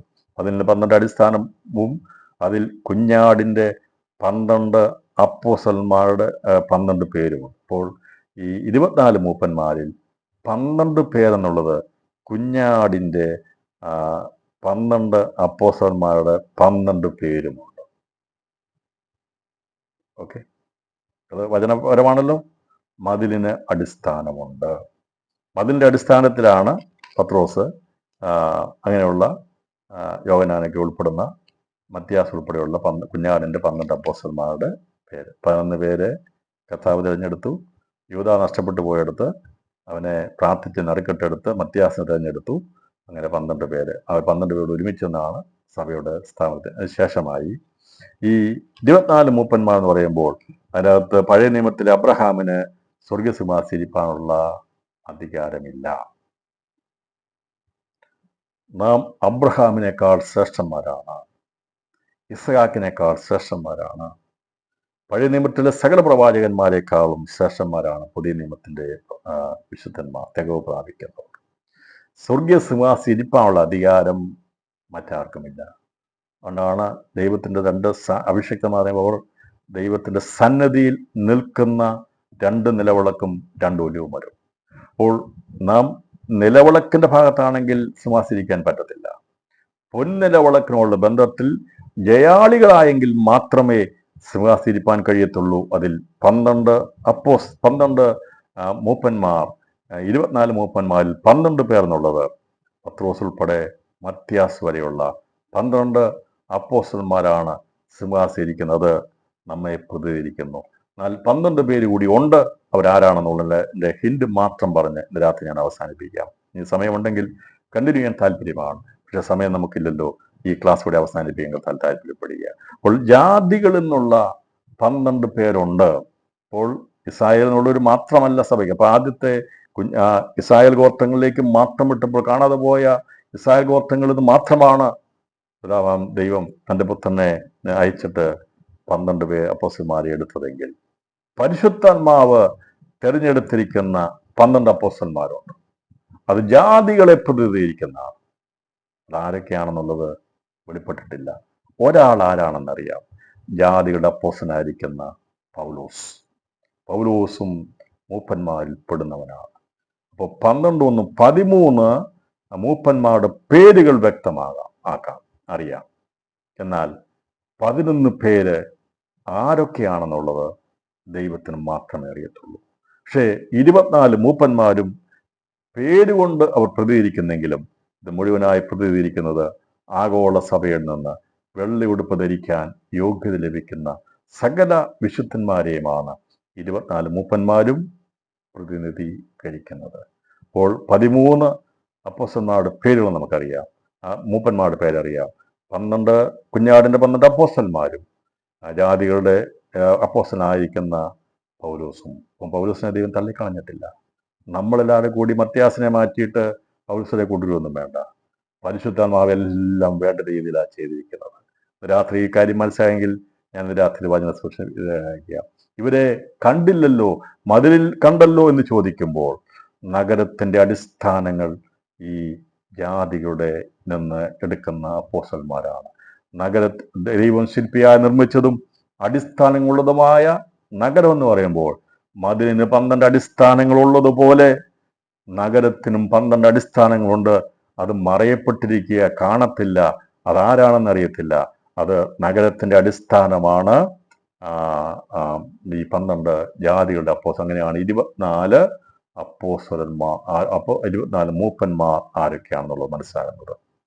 അപ്പം സിംഹാസനിരിക്കുന്ന 24 മൂപ്പന്മാർ എന്ന് പറയുമ്പോൾ ആരൊക്കെയാണ്? ജാതികളെ ജാതികളിൽ നിന്ന് പ്രതികരിക്കുന്ന 12 അപ്പോസ്തലരിൽ ഒന്നാമനാണ് പൗലോസ്. 12 ഇസ്രായേലിൽ നിന്നുള്ള കുഞ്ഞാടിന്റെ 12 അപ്പോസ്തലന്മാർ 12 പേര്. 12 24. ഇവർ അഹരോന് കൂറിപ്പെടുന്നവരല്ല. ഇവർ പഴയ നിയമത്തിന്റെ വിശുദ്ധന്മാരും പുതിയ നിയമത്തിന്റെ 12 ഗോത്രപിതാക്കന്മാരല്ല. 12 അപ്പോസ്തലന്മാരെ കൂടുന്നതല്ല. ഇവര് കുഞ്ഞാടിന്റെ 12 അപ്പോസ്തലന്മാർ മതിലിന്റെ അടിസ്ഥാനം ഉള്ളവരും. നഗരം കാണാൻ കഴിയത്തില്ലെങ്കിലും നഗരത്തിന് അടിസ്ഥാനമുണ്ട്. നഗരത്തിന്റെ അടിസ്ഥാനം വെളിയിൽ കാണാൻ കഴിയത്തില്ല. ദൈവശില്പിയായി നിർമ്മിച്ചതും അടിസ്ഥാനങ്ങളുള്ളതുമായ നഗരം എന്ന് പറയുമ്പോൾ മതിലിന് 12 അടിസ്ഥാനങ്ങളുണ്ടെങ്കിൽ അത് കുഞ്ഞാടിന്റെ 12 അപ്പോസ്തലന്മാരുടെ പേരാ അവിടെ രേഖപ്പെടുത്തിയിരിക്കുന്നെങ്കിൽ ഇതിനകത്ത് നഗരമുണ്ട്. നഗരത്തിന്റെ അടിസ്ഥാനം 12 അപ്പോസ്തല ജാതികളിൽ നിന്ന് വേർതിരിക്കപ്പെടുന്ന പരിശുദ്ധന്മാർ എടുക്കുന്ന 12 അപ്പോസ്തലന്മാരുടെ പേരാണ്. അത് അകത്താണ് രേഖ, അത് മനസ്സിലാക്കാൻ സാധിക്കത്തില്ല. അപ്പൊ 24 മൂപ്പന്മാർ ആര് എന്ന് ചോദിക്കുമ്പോൾ രാത്രിയിൽ എത്ര പേർക്ക് ഇത് മനസ്സിലായി? 24 മൂപ്പന്മാർ എന്നുള്ളത് 12 കുഞ്ഞാടിന്റെ അപ്പോസ്തലന്മാരും പരിശുദ്ധാത്മാവ് ജാതികളിൽ നിന്ന് പ്രതികരിക്കപ്പെടുന്ന പൗലോസ് ഉൾപ്പെടെയുള്ള 12 പേര് ഉൾപ്പെടുന്നതാണ് 24 അപ്പോസ്തലന്മാർ, 24 മൂപ്പന്മാർ. 24 മൂപ്പന്മാർ സിംഹാസനിരിക്കുമ്പോൾ അവരോടൊപ്പം നമ്മളും അവരോടൊപ്പമുണ്ട്.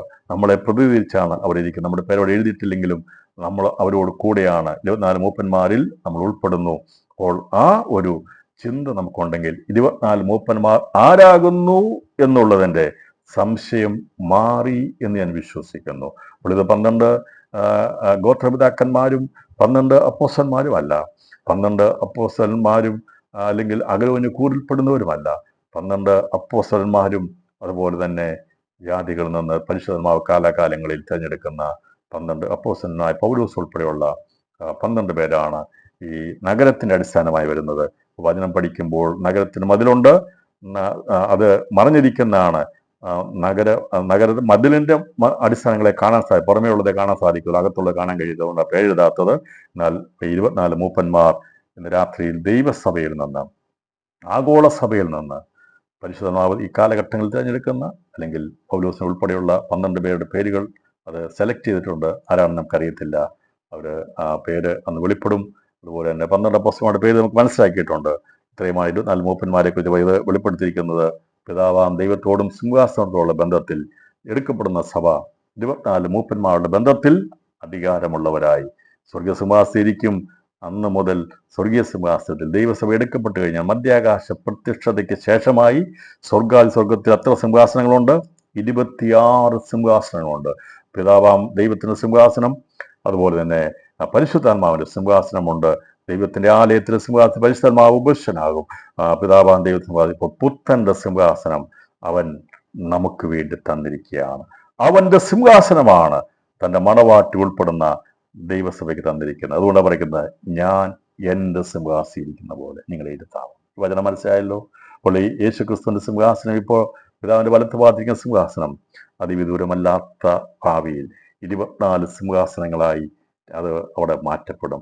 ആ 24 സിംഹാസനങ്ങൾ അവിടെ ഒരുക്കപ്പെടുന്നത് നമ്മെ ഇരുത്താൻ വേണ്ടിയാണ്. കരമുയർത്തി സ്തോത്രം ചെയ്താട്ടെ. എല്ലാ ഹൃദയങ്ങളും ദൈവത്തിൽ ഏൽപ്പിച്ചു കൊടുത്താട്ടെ. ദൈവത്തിന് ആഴമേറിയ മർമ്മങ്ങൾ മനസ്സിലാക്കണമേ. അതെ, മതിലിന് 12 അടിസ്ഥാനങ്ങളുണ്ടെങ്കിൽ 12 അപ്പോസ്തലന്മാരുടെ പേരുകളാണെങ്കിൽ ദൈവശില്പിയായി നിർമ്മിച്ചതും അടിസ്ഥാനങ്ങളുള്ളതുമായ നഗരത്തിന് 12 അപ്പോസ്തലന്മാരുടെ പേരുകളുണ്ട്. ജാതികളിൽ നിന്ന് വേർതിരിക്കപ്പെട്ട ദൈവത്താൽ തിരഞ്ഞെടുക്കപ്പെട്ട അപ്പോസ്തലന്മാരാ. അതിൽ ഒന്നാമനായിരിക്കും പൗലോസ്. ഇവരാണ് 24 മൂപ്പന്മാർ. ഇത് സംബന്ധമായി എന്തെങ്കിലും വാദങ്ങളോ സംശയങ്ങളോ ഉണ്ടെങ്കിൽ ദയവായിട്ട് ആർക്ക് വേണമെങ്കിലും സമ്പാദിക്കാം എന്നുള്ള കാര്യം കൂടി അറിയിച്ചുകൊണ്ട് ഞാൻ വചനത്തിന് വിരാമം വിടുന്നു. ഇക്കാര്യങ്ങൾ മനസ്സിലായെന്ന് ഞാൻ വിശ്വസിക്കുന്നു.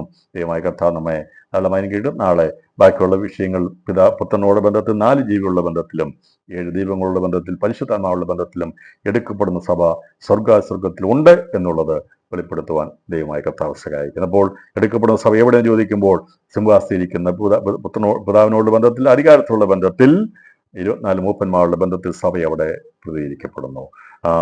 പുത്രനായിരിക്കുന്ന കൃഷ്ണനോട് ബന്ധത്തിൽ 4 ജീവികൾ ശുശ്രൂഷയുടെ ബന്ധത്തിൽ 4 ജീവികൾ പ്രദാനം ചെയ്യുന്നത് എടുക്കപ്പെടുന്ന സഭയാണ്. തേജസ്സിനോടുള്ള ബന്ധത്തിൽ ജീവനോടുള്ള ബന്ധത്തിൽ പരിശുദ്ധാത്മാവ് 7 ദീപങ്ങളുള്ള ബന്ധത്തിൽ 7 ആത്മാക്കളാ ദീപങ്ങളുടെ ബന്ധത്തിൽ പരിശുദ്ധാത്മാവുള്ള ബന്ധത്തിൽ സഭ. ഇപ്പോൾ ദൈവിക തൃത്വത്തോടുള്ള ബന്ധത്തിൽ ഇവിടുന്ന് എടുക്കപ്പെടുന്ന സഭ ദേഹം, ദേഹി, ആത്മാവ്. ഇത് മൂന്നും അവിടെ എത്തുമ്പോൾ പിതാവിനോടും പുത്രനോടും പരിശുദ്ധാത്മാവുള്ള ബന്ധത്തിൽ നാം അധികാരത്തോടും ശുശ്രൂഷയോടും തേജസ്സിനോടുള്ള ബന്ധത്തിൽ എടുക്കപ്പെടുന്ന സഭ സ്വർഗത്തിലുണ്ട്. അതിന്റെ വിശദീകരണം ദൈവം വെച്ചാൽ അടുത്ത ആഴ്ച കേൾക്കാം. ഇന്ന് രാത്രിയിൽ നമുക്ക് ദൈവത്തിന് സ്തോത്രം ചെയ്യാം. എന്തെങ്കിലും സംശയങ്ങളോ മനസ്സിലാകാത്ത വിഷയങ്ങളോ എന്തെങ്കിലും കാര്യങ്ങളോ നിങ്ങൾക്ക് യോജിച്ചു പോകാൻ കാര്യമല്ലാത്ത ഏതെങ്കിലും വിശദീകരണങ്ങളോ വ്യാഖ്യാനങ്ങളോ ഉണ്ടെങ്കിൽ ദയവായിട്ട് തിരുത്തുവാൻ നിങ്ങൾക്ക് അവകാശമുണ്ട്. ചോദിക്കാനുള്ള അവകാശം ഉണ്ട് എന്ന് അറിയിച്ചുകൊണ്ട്, സ്വാതന്ത്ര്യമുണ്ടെന്ന് അറിയിച്ചുകൊണ്ട് വാക്കുകൾക്ക് വിരാമം കുറിക്കുന്നു. ദൈവം വെച്ചാൽ കഥ വരാൻ താമസിച്ചാൽ വരുന്ന ആഴ്ച ഒരുമിച്ച് കാണാം. അതുവരെയും ദൈവമായ കഥ നമ്മെ കഥാവിന്റെ ചെറുകടിയിൽ മറച്ചുകൊള്ളട്ടെ.